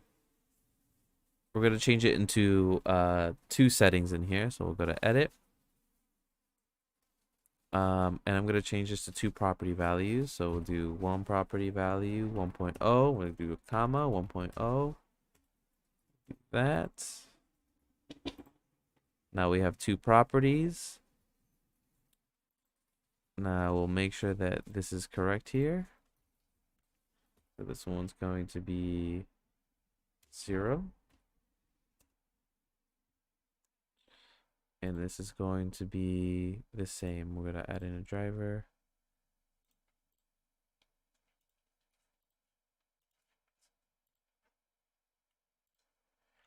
Variable. Intense. Intensity. Materials. Add in the intensity. We'll put in 1. Oops. Add in 1. There we go. So now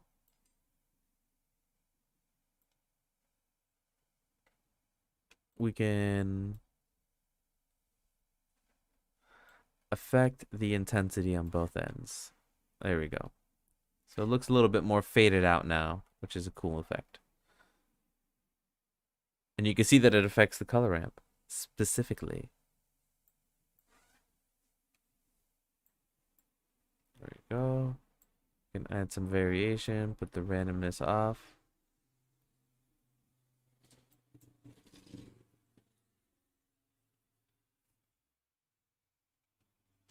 Good stuff.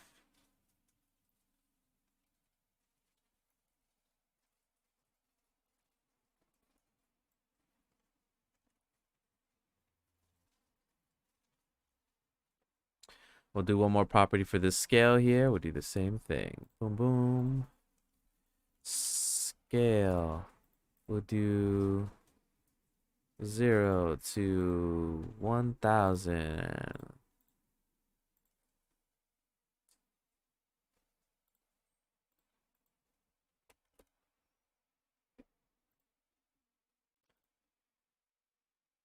Copy data path, add driver, and now it's just repeating, rinse and repeat.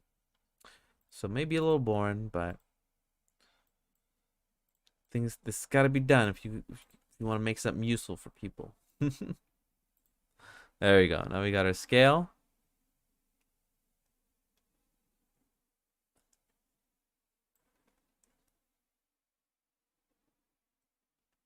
We could probably put this up.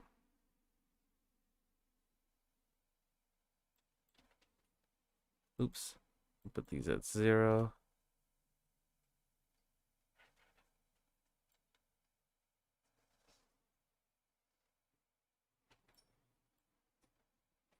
Here we go.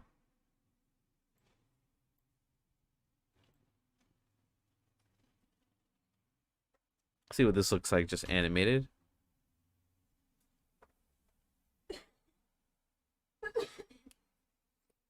Bam, bam, bam, bam, bam. Let's see what that looks like. Fun stuff.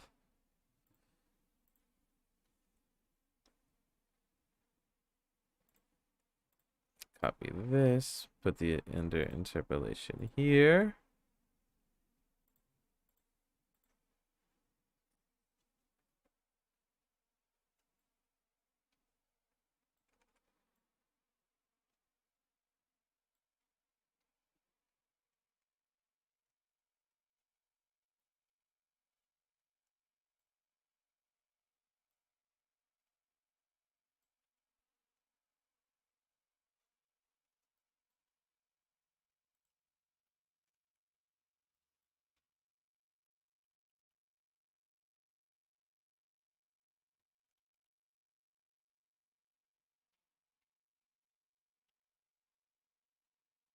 Animating well here, and I think it's looking pretty good.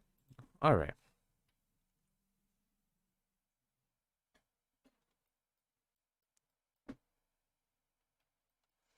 Looking good.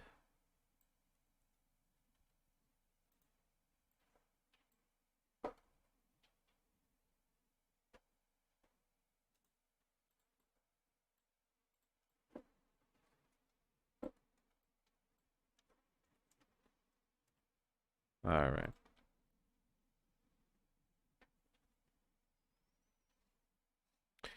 All righty then. On to the next one. Might have to make it a short stream today. This is just a bunch of tedious stuff. Now I'm just gonna be repeating myself. But let's keep going. So the next thing we got here is this whole sluice of stuff that's a little too close for my comfort.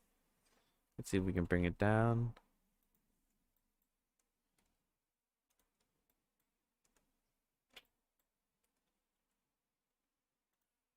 There we go.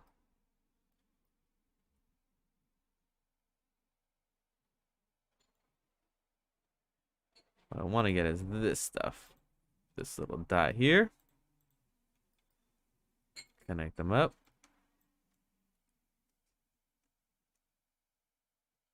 There we go. We'll bring this guy.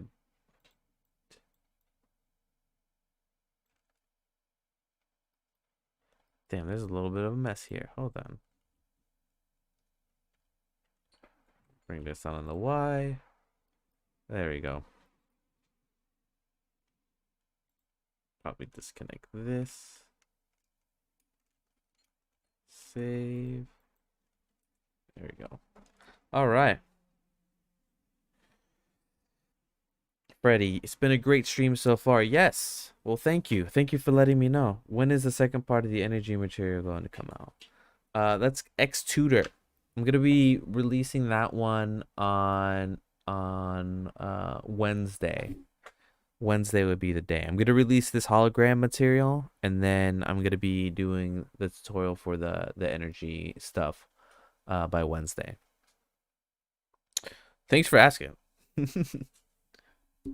Freddie, if you have any questions as we go through this, please let me know. Same with you, X Tutor. Easy Tutor, I should say, not X Tutor. I saw an X instead of a Z. All right, there we go.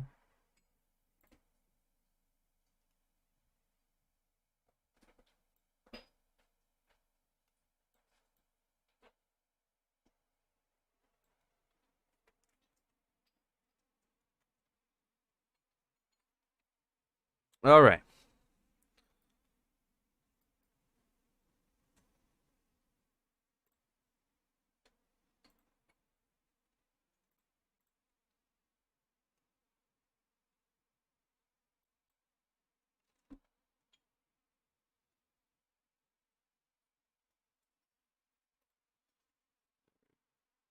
Go. Unparent this. Go. Just trying to organize this.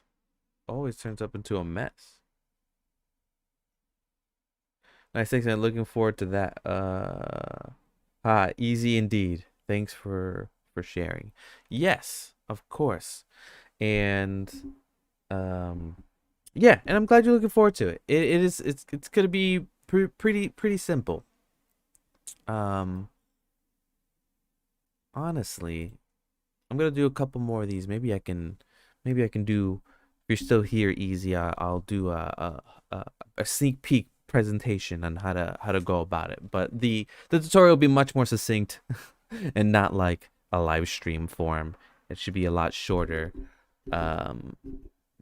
I'm gonna try and make it 10 minutes or less because it's not too hard of a concept to get there.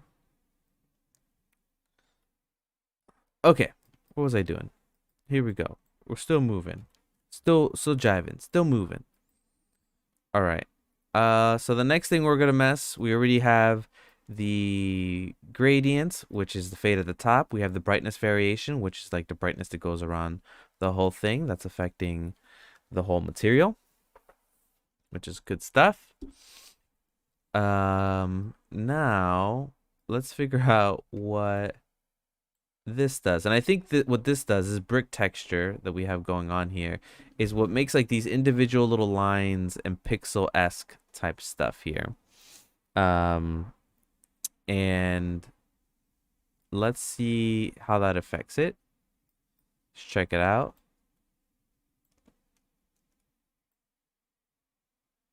That's definitely what it is. It makes it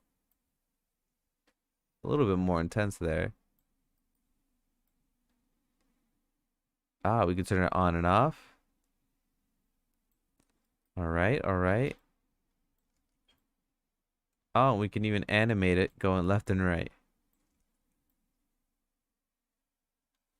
All right. Easy Tutor says that would be nice. Okay. So I'll finish up this portion of the material, and then we'll go through a brief demonstration of that for you, Easy Tutor. I'm sure the people are interested. All right, so let's go through and make some material properties for this, and I like it. It looks good. That's what adds such a neat effect on here. Um,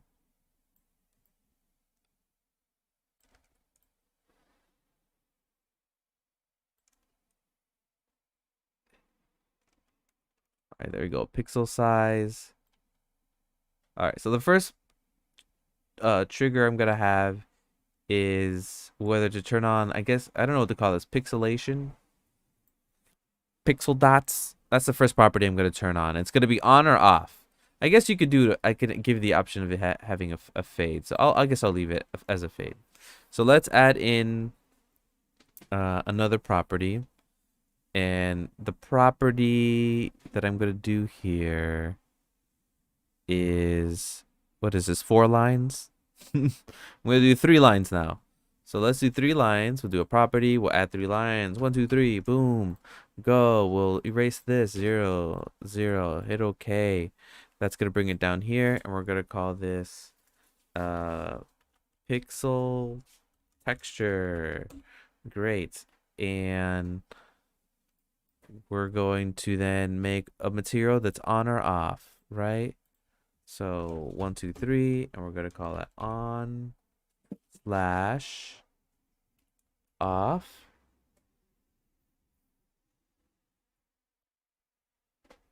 Easy Tutor says, I'm actually interested in it because making a energy fluid spiral around a person effect animation. Also have a self tutorial on that when I share a link tutorial to that. Yeah, sounds good. So you want to do like a fluid type energy animation effect. Sounds good. We'll go over it. So do an on-off switch. Here it is. It's gonna be 0, 1. Hit OK. There it is. On off. We'll right click, hit Control Shift there. We'll go to the mix shader here. We'll add in the driver. We'll do variable var. Boom. Add in a single property, materials, hologram 2. Add in the material on off. Now we have our switch here. On off. Just pretty good. That's one. It's one setting there that's pretty good to use. For the invert, like, I think it looks pretty good. Let's animate this and see what it looks like. You can barely tell because it's so subtle. You can't even see it. Let's see.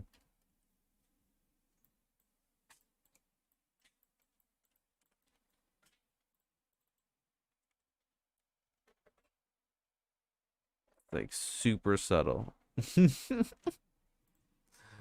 So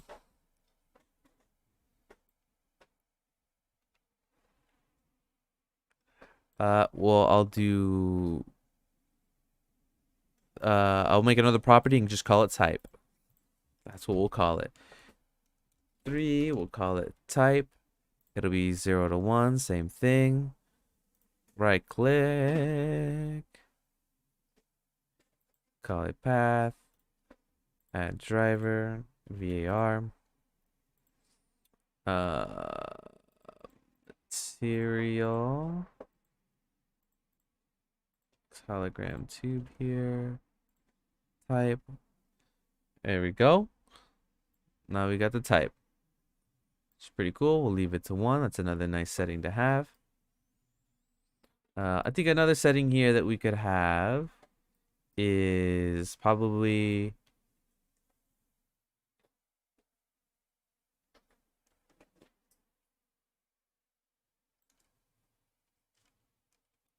brick width.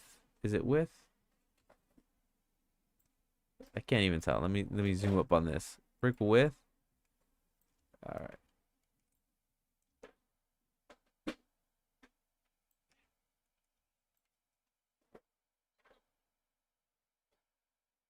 All right.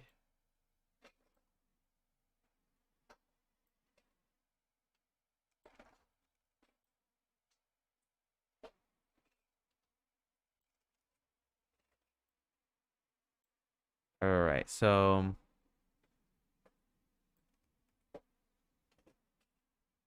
two settings here that I'm going to change.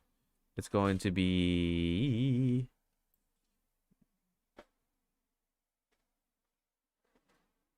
brick width.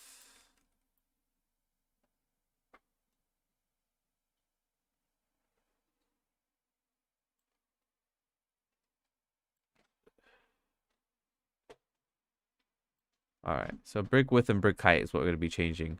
One changes how many of these little tiny little rectangles are in there. And the other one changes how the big breakups when they break up into smaller or bigger sizes. Okay. So two settings, it'll be, I guess, pixel size and pixel density. Those are the two that we'll do. So let's do it again. Add in property. Boom. Edit. 1, 2, 3. Pixel size. Add another property. Pixel density.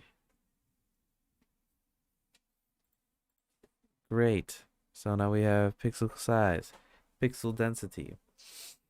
And then the pixel size is going to be this brick width, right? So pixel size, we'll right click, control, brick width, add driver, put VAR, boom, single property, material, the tube material that we're using, material size, boom. Okay. Physical size. It looks like we're limited to 1. Let's do 10. Actually, let's do maybe 500. I think after 500, that's about as big as it's gonna get.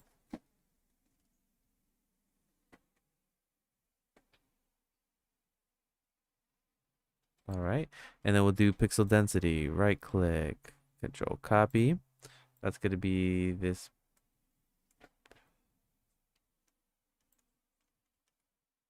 This row, boom, VAR.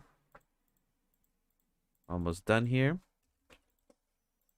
Single property, mask, tube, pixel density, and we'll put in the limits up to like 100.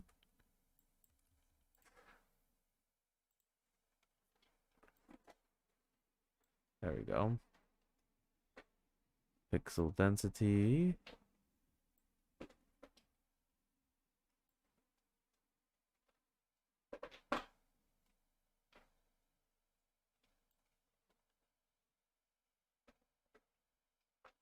Beautiful. Let's keep it moving. And I think that's it, right? For this stuff.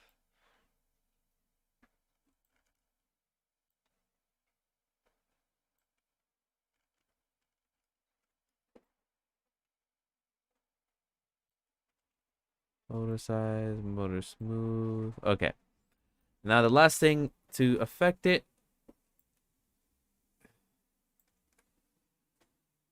is is this. It's animating a little weird. Hold on. Oh, that's not what I want.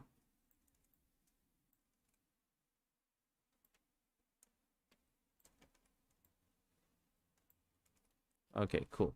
So we're just gonna copy these nodes from the top that animate the texture above. So it's basically this. Um,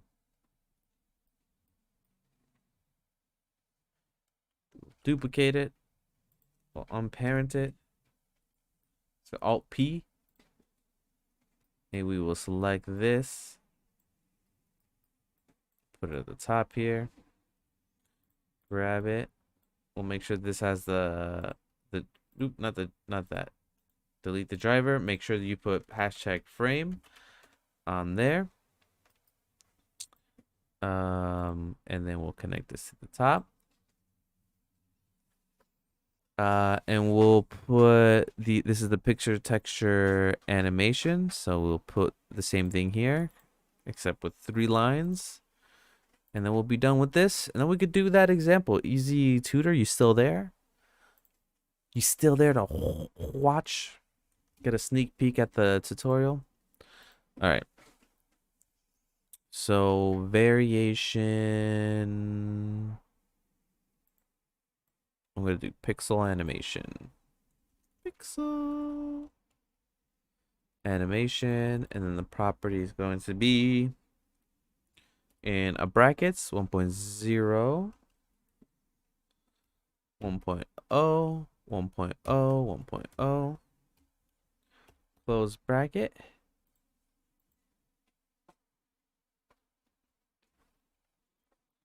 So here's our pixel animation. We'll open this up so we have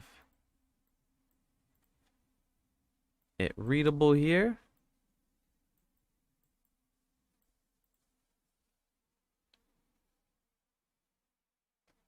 Freddy Cheese will be heading out now. Thank you for the fun stream. Take care, Freddy. Have a great day. And thank you for hanging out. Thank you for stopping by. I appreciate it. I really, really do. Have a good one. All right. So then this is going to be, I'm going to set all this pixel animation to 0. And I'm going to make these the drivers. And when we're done here, we'll move on. Single property, material, hologram, this, 1. There we go. Add driver, VAR, single property, material, hologram.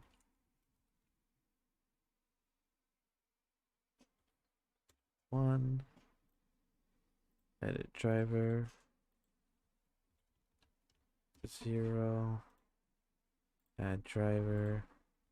VAR. And we are done. Okay. So that's all being affected by that.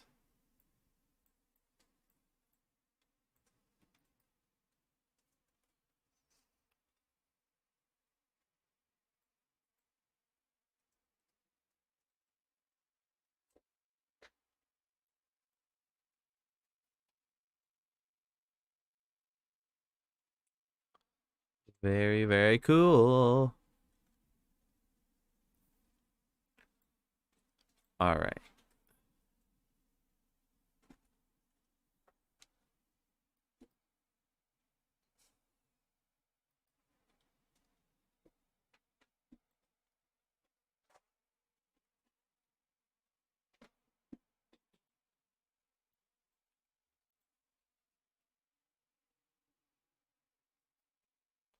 All right, let me put this in a frame.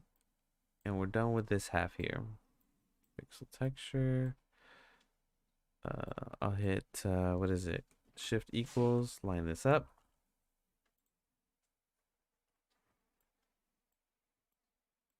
There we go. We'll put this in a frame.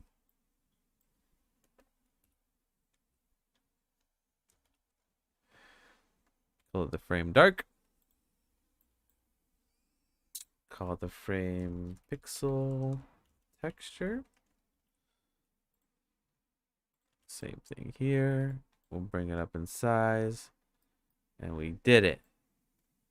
We got our... Oh.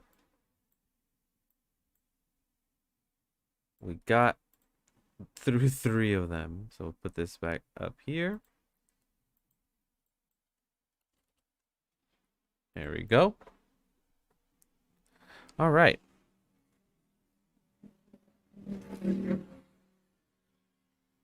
Motorcycle so loud.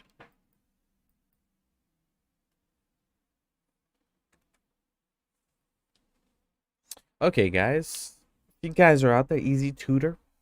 Hopefully you're out there, Susan. If you're out there, we're gonna be doing we're gonna do some energy texture stuff, right? And energy material esque stuff. All right, so let's. Oh man, so let's start from the beginning. Oh man, there's so many parts I have to do here.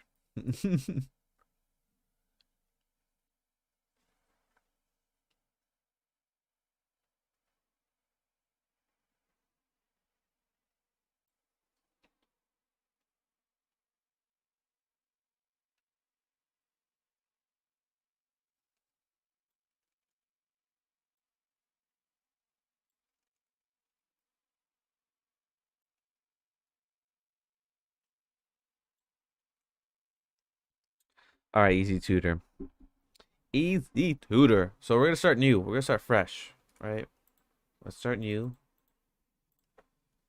And this is how you would do. I'm gonna erase the cube. I'm gonna erase the lamp. I'm also going to center my stuff here. Hold on, I gotta fix my window here.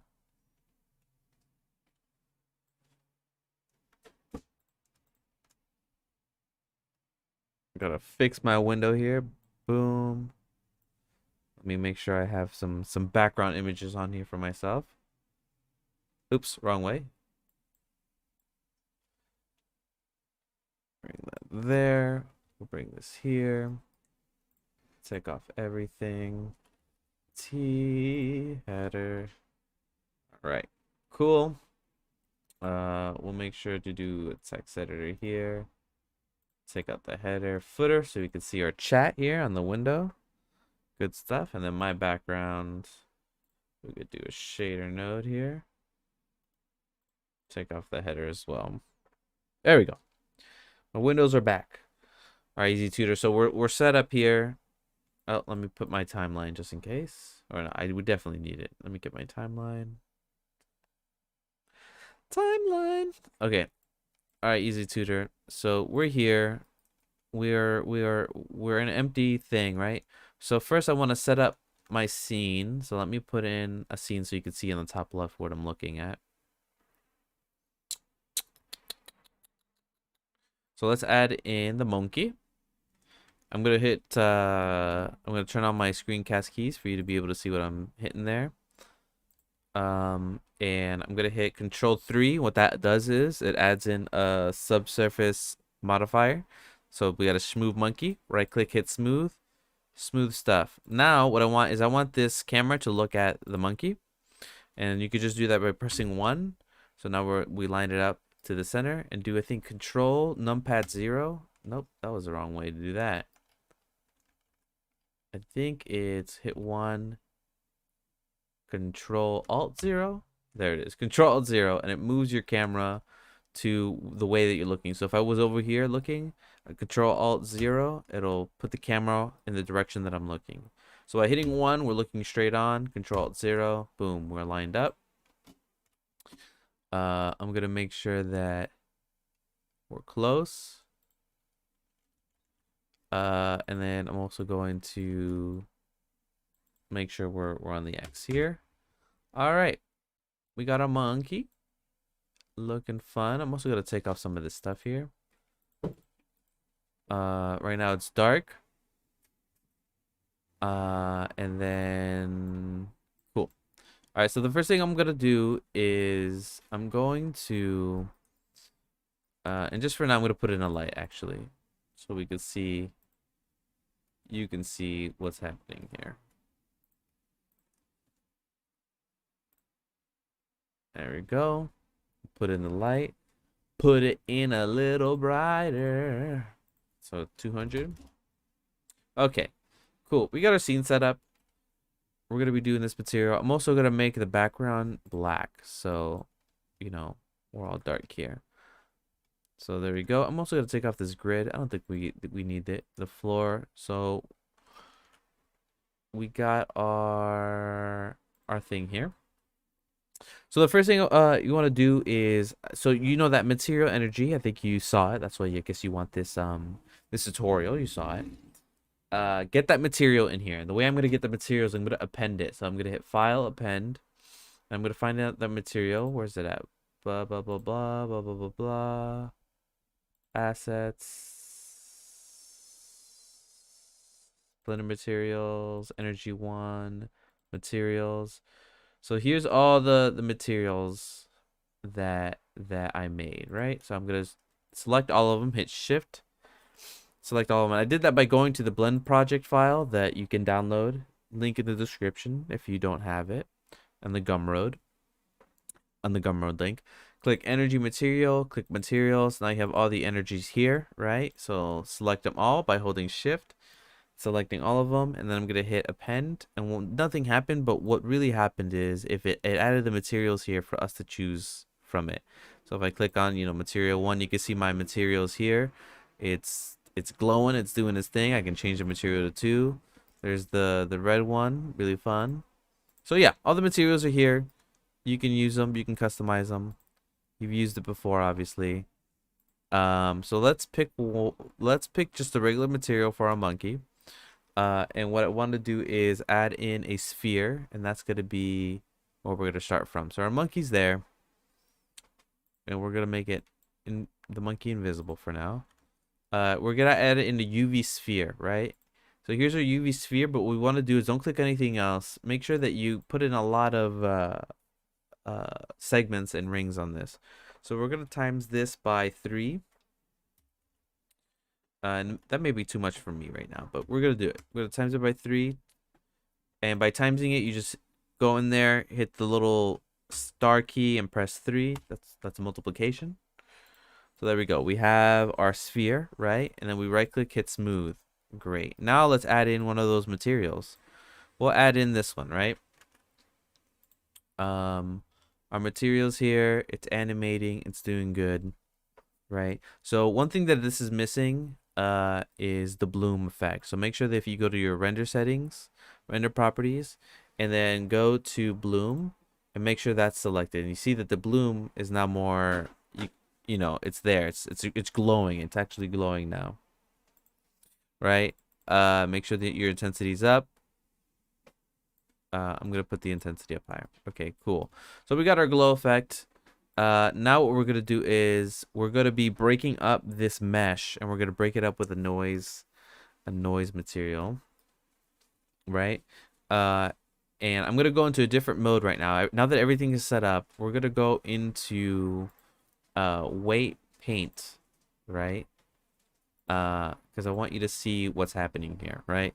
So in this weight paint mode, blue, there's 2 colors, blue and red, right?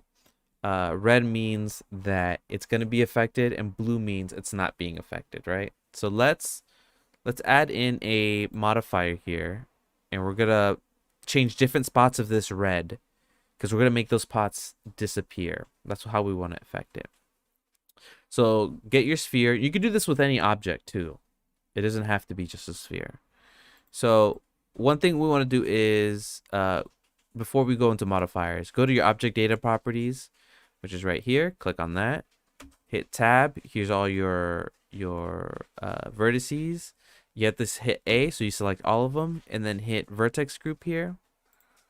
It says group, hit assign, and to make sure that they're assigned, you can hit deselect and select, and you know that they're assigned, right? So there's our group. We'll just call this, vertex group, just so you know what it is. Right, so there's our vertex group, and right now they're all set. It's red now, and the reason it's red is because the weight is 1. So if we were to hit 0, and hit a sign, it's blue, right? And if we were to put 0.5 and hit a sign, it's green, right? It's between blue and red. Red being 1, blue being 0, right? Or 0 meaning off and 1 meaning on. Think about it like that. So it doesn't matter right now. Just know that that's what these colors mean, right? So we have a vertex group. Now we go to our modifiers. And this is how we set up our modifier. We go to modify and we go to vertex edit, vertex weight edit. And what we're going to do is we're going to edit this color, right? This weight, the number 0 to 1. So vertex weight edit, and check the vertex group here and click vertex group, right? Great. Nothing happened, right? The next thing we want to do is go to fall off, and instead of type linear, go to custom curve, right? And in the custom curve, make sure you have this selected. This is an important part. It inverts the results, so we're inverted. So it's back to blue, right? Great. Now, under influence, go to influence and change this mask texture. We have none right now, so hit new, right?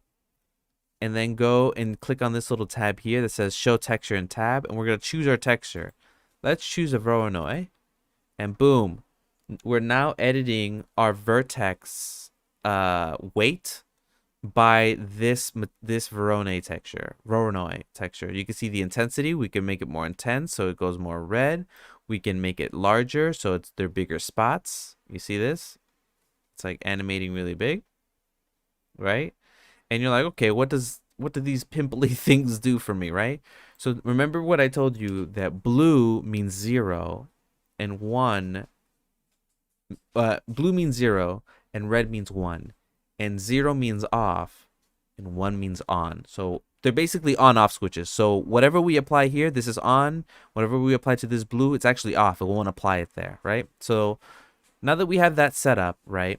Now let's do some testing to see if it works, right? So go to modifiers, and let's do a mask. You could do this with any modifier, by the way. It should have this option. Go to mask, and mask gets rid of pixels, right? I mean, gets rid of vertices and makes them invisible and masses them out.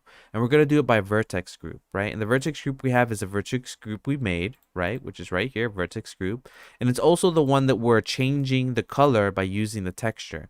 So this vertex group, this is it right here. The red, blue, green, this is the vertex group that we're using, right? So now we hit vertex group. We hit threshold, and you can see that it starts erasing the pixels, right? And we can hit invert. We can have it inverted or not, right? So what this is doing right now is in the blue areas, we're using this threshold, it's masking out the vertices, right? So here we're masking it out, and it's leaving just the red spots, right? Or we can invert it and it only affects the red spots, right? So we have something like this going on now. And you can see in the top left here, it's looking, you can see the direction that we're going, right? Cool. So that's cool, but it doesn't look too great right now, right? So let's go back to vertex weight edit. And there's one thing that we can do, right? Right now, there's something that we could do to animate this. So if you notice, let's go into our object mode. If you notice, if we try rotating this object, oh, it actually works. Never mind. You can rotate this object and it kind of has like a neat effect, right? Another way that you can animate this texture, right? So we'll go back to weight painting mode, is the texture coordinates. If we change it to object, it asks what object should it look at to change the texture. So let's make an object for it to look at. So we're going to choose an empty and put in a sphere. We'll move this to the left over here, right? And for sake of demonstration, I'm going to make it rotate on the Z, and that's how it's going to rotate, right? So I'm going to do a little quick driver here. I'm going to do frame 50. And you can see that this empty is now rotating, right? Cool. So now let's go back to our vertex weight for you to see this. Now the object that I want it to look at is this empty. Now you see that it's being animated. I'm going to make my camera invisible here. You see that it's animating, and all that's doing is animating the the texture there. So if I make this invisible, you see that it's just animating this the texture that it has here. And we can continue changing the texture, right? If we go to modifier, go to influence, click on this little icon here. Boom, look at that. It's influencing it. And then we can make it much bigger in size. So it's just like, look, it's just going through these very quick what big dots, right? So that if we put back our modifier, our mask, you see that it's now being modified in different ways here, right? So that's a pretty neat like little effect. You're like, okay, cool. It still looks like, I don't know, a little messed up, right? So you can see that it looks kind of like pixelated. So that's a little neat energy effect there. So one thing that you can do is you can put in a smooth modifier. So we'll put in the smooth modifier, and then we'll put the factor to 1. Maybe not 1. Oops, I erased it. Uh, Add modifier smooth. Put the repeat, put it onto 3, and then hold shift and slowly increment this. And you can see that it's now making these spots a little smoother, right? Which are looking a lot better, right? And there's a limit to this. If you do it too much, you see how that affected, like on the top left, you can see it. It goes like crazy. It's like shing. It actually kind of looks kind of cool, you know, if you want that, sort of effect that like breaks through and stuff. But you do it just enough so it looks smooth, right? There it is, looking smooth, right? Another thing you can do to make it look smooth, right, is to add in a modifier and put in a subdivision surface, right? And put it to 2, and that makes it smoother, right? So now we got something to look really smooth, right? Then another thing that we can do, right? And let's hit play, right? Oh, it's like slowing down. Hopefully that's not slowing down my computer here. The subdivision is slowing me down. So I'm going to take it off for now, but know that you can have that on, right? So, wow, I pretty much have a fluid animation going on there. Yes, and it loops. You know what I mean? Like, this is actually a looping thing. So the way that it works is that, let me go to edit mode here. When this goes 360 degrees in one circle, I believe that's when the loop restarts. Or maybe it's a shorter period. But I'm pretty sure the animation is looping, right? I think so. Yeah, I think we're good. You just got to figure out at what point it's looping. I'm not sure how to determine that. So there you go. You got a fluid animation, right? There it is. So the next thing we want to do to add more pizzazz to it, what we could do is we can add in obviously the subdivision, which slows it down a bunch for me, and I don't want my stream to crash. So I'm gonna save here example, and for easy tutor. Okay, cool. So I'm saved just in case. Okay, so yeah, so you have your fluid animation. It's looking pretty cool and stuff. And it's looking smooth.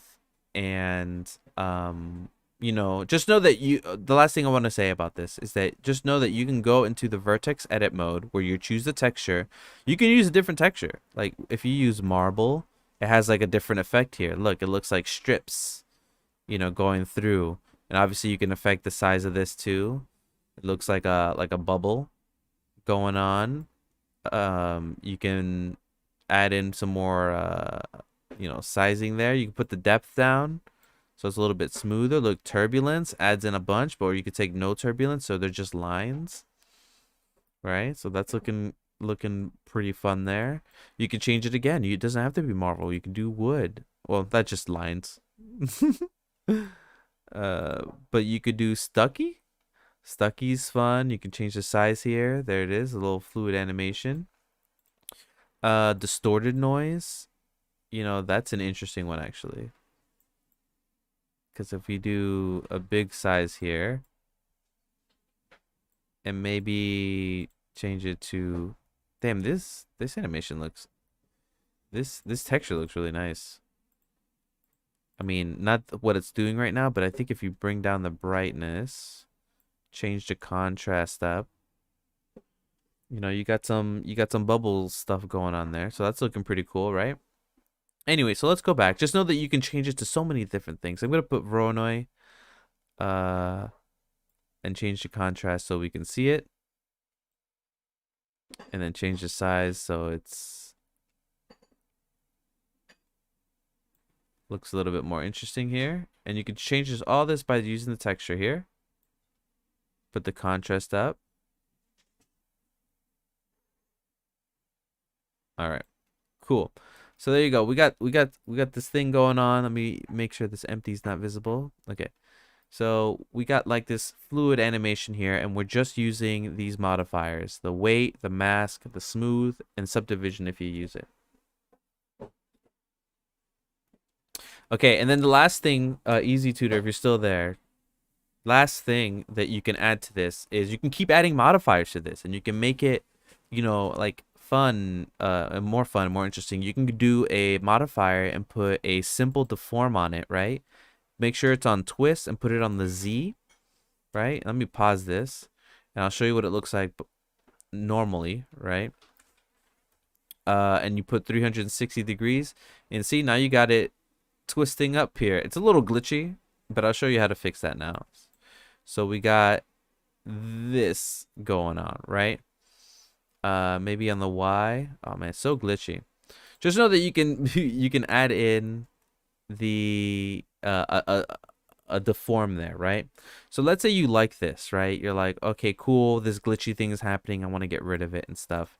So let me put it to a point where I like it. So I could put a simple deform. I can even add in another one, simple deform, put it on the Z axis, twist it some more.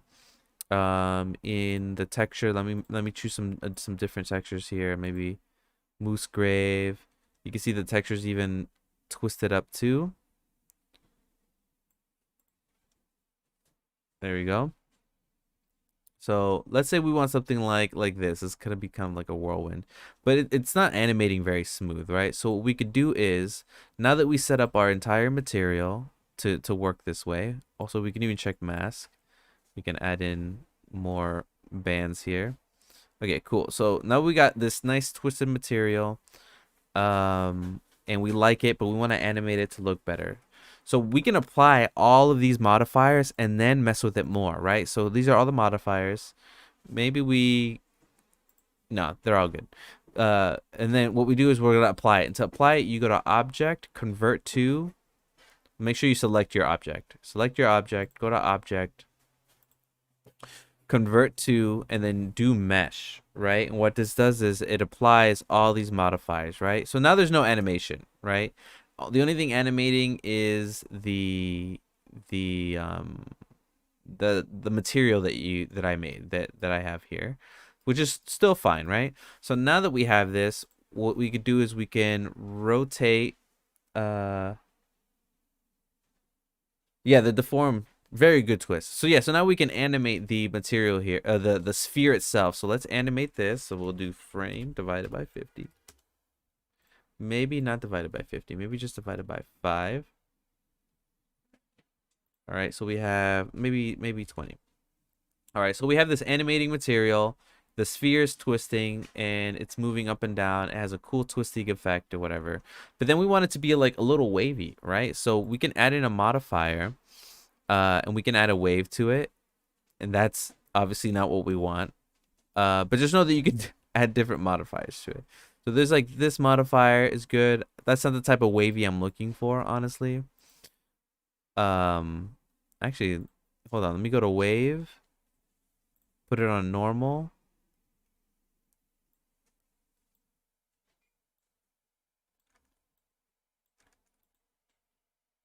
Interesting. Height. So now with this wave, it looks like it's like pulsating, right? And we can make the width bigger. Maybe the narrowness bigger. There we go. So something like real small here, and you can add in a pulsating wave. It's rotating. It's looking good. It's pulsating. It's fun. And it even, like, since it gets bigger, it lights up because of the texture that it's on it. It's pretty cool, right? So we have this texture here. It's pulsating, which is pretty cool. You could definitely mess with more, and then you can also add more, right? You can add in a displacement modifier. So this displacement modifier is going crazy right now. But what we're gonna do is we're gonna hit new, and then we're going to put the strength down to 0, so there's nothing happening to it. We'll click it once. So now we got like a displacement going on just on the mesh itself. So if we look at it right from this angle, you can see that that's just what's pulsing out of it. You can also rearrange this so it works a little better. There you go. And now we got this pulsing. Obviously, if you crank this up, you can see that it goes crazy. But you know, we have like this more electric effect on it, which is pretty cool. Anyway, so what you could do, another thing you could do is you can go into this texture editing, put in like another Veroni texture. You can put in the different size, and you can put the strength up. You know, and let's take off this pulsating one right now, just so we can see what's happening here. We can make it go in, right? So it's kind of sticking out, or outer in, right? This is in. So we have it sticking out now, right? So here's our texture, and it's looking pretty decent up here. So something in that you can also affect here is if you go to the material, if you go to the custom properties I put in there, so custom properties, back face, you can turn it off and on, and you can see it has a different effect here, right? So we'll have it off for now, just so you can kind of see it a little better. And this effect is not animated, right? It looks like it's just like a static ball animating, right? So let's change that. So in the displacement, we can actually change the way that it's displaced. So we're gonna do vertex group. Oh no, sorry, not vertex group. Cancel that. Go to coordinates, and under coordinates, change it to an object. This is the same thing. It's like, what object should I use to affect my displacement? So let's just choose what we already made here, this sphere, right? So let's choose it.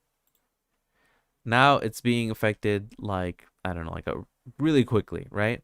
And that may be too much for you. So we're just going to make another one, right? We're going to make another sphere, bring it to the side. And we're going to slow down the speed of this one a little more. So let's do 150. So this one's a lot slower. So let's choose that object now. All right, still being affected too quickly. Let's affect it even slower. So let's make it 500. Wow, so much. 1,000? Am I going the wrong way about this? Doesn't matter. But yeah, you can see that you can affect the displacement with an object. This is just for demonstrations anyway. You could displace it with the object there. You can move it like that. You can add in this to the rest of the rotation. So you'll see, oops, that's not what I want to do. So we'll copy this. I'm going to copy it. There we go. So now it looks like it's bubbling up. And you know, you may look at this and it looks like, oh, it's a little too spiky, a little too much or whatever. You can always now and you can also bring back the pulsating, right? Which looks fun. But you can then just add in a subsurface division here. Oh, it's gonna slow down my computer. And you can see it looks a lot smoother, right, than what it was before. And it's a lot slower here. It's slowing down the computer, but it's smoother. And then if you go back to displace and you crank it up, you can make it even more so. There you go. So that's pretty much the tutorial that I'll be doing by Wednesday that you'll see. But that's everything, Easy Tutor. That's how you create the energy effect pretty simply, pretty easily, and then combining it with the materials that I made, it can really you know, take it to that next level. Like if let's say, oops, if I put the modifier, let's say I take away the displace, No, let's take away. Yeah, let's take away the displace. Let's add in the pulsating, right? Um, and then what else can we do? And then we could just change the material, right? If you don't want energy 1, you could do energy 2. This has like its own little fire effect. You could do, you know, this is what the material's for. You could just this one's really cool. Once you do the all the starts for the mesh, the material kind of takes over and allows it to look like pretty awesome, right? Like that looks like it's shining. You know, we got this glowing, pulsating effect and stuff. So it's pretty cool. So I'm glad that helped. Yeah. So Easy Tutor Susan. A shorter version of this. If you don't remember, don't want to go through the live thing. A shorter version of this will be made by Wednesday. It will cover all of this using the materials. The material, I'm telling you, the material really takes it to that next level. Once you have the material, then it looks like really fun, really cool. I think my favorite one is this glowing one. I just love how it just passes through looking really awesome. Like it's like energy. All right. I think that was entertaining and stuff. I think I'm gonna cut the live stream short now. But Easy Tutor, Susan, thank you for hanging out. Thank you for learning. Thank you for being here. I hope everything is going well with you guys. I do this, Susan, as you know, every Saturday at the same time. So I hope to see you again, Easy Tutor. I hope to see you again, Susan, next week. I hope it was a fun-filled learning endeavor. And I hope everything Easy Tutor, will this video stay on your channel? Yes, yes. You'll be able to access this video at any time. Uh, and but on Wednesday you'll have a video that has this much more condensed for you to use and stuff. So, anywho, I hope you guys have a great day. I'm telling you, this is my favorite one. Looks awesome.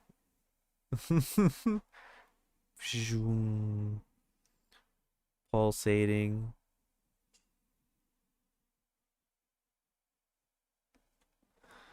Oh man, let me just change some colors here too, just with this. If we could just change the hue. Oh, blue.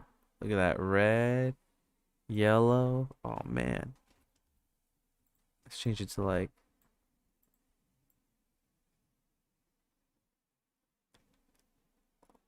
oh, it's so much fun just to play with these materials.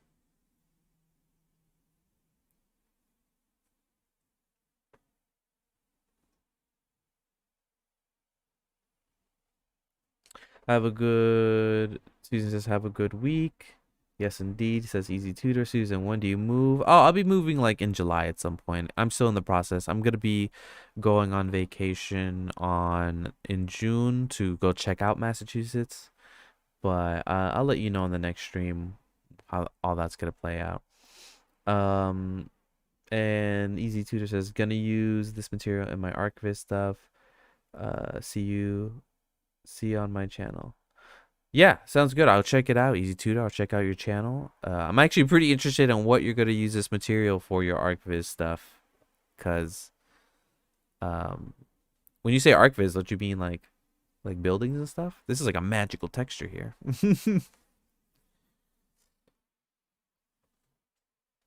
Anywho, um, I hope you guys have a great day. Let me get into my outro screen here. Anyway, once again, thank you guys. Have a great day. Have a good night. See you guys later. Take care. Goodbye.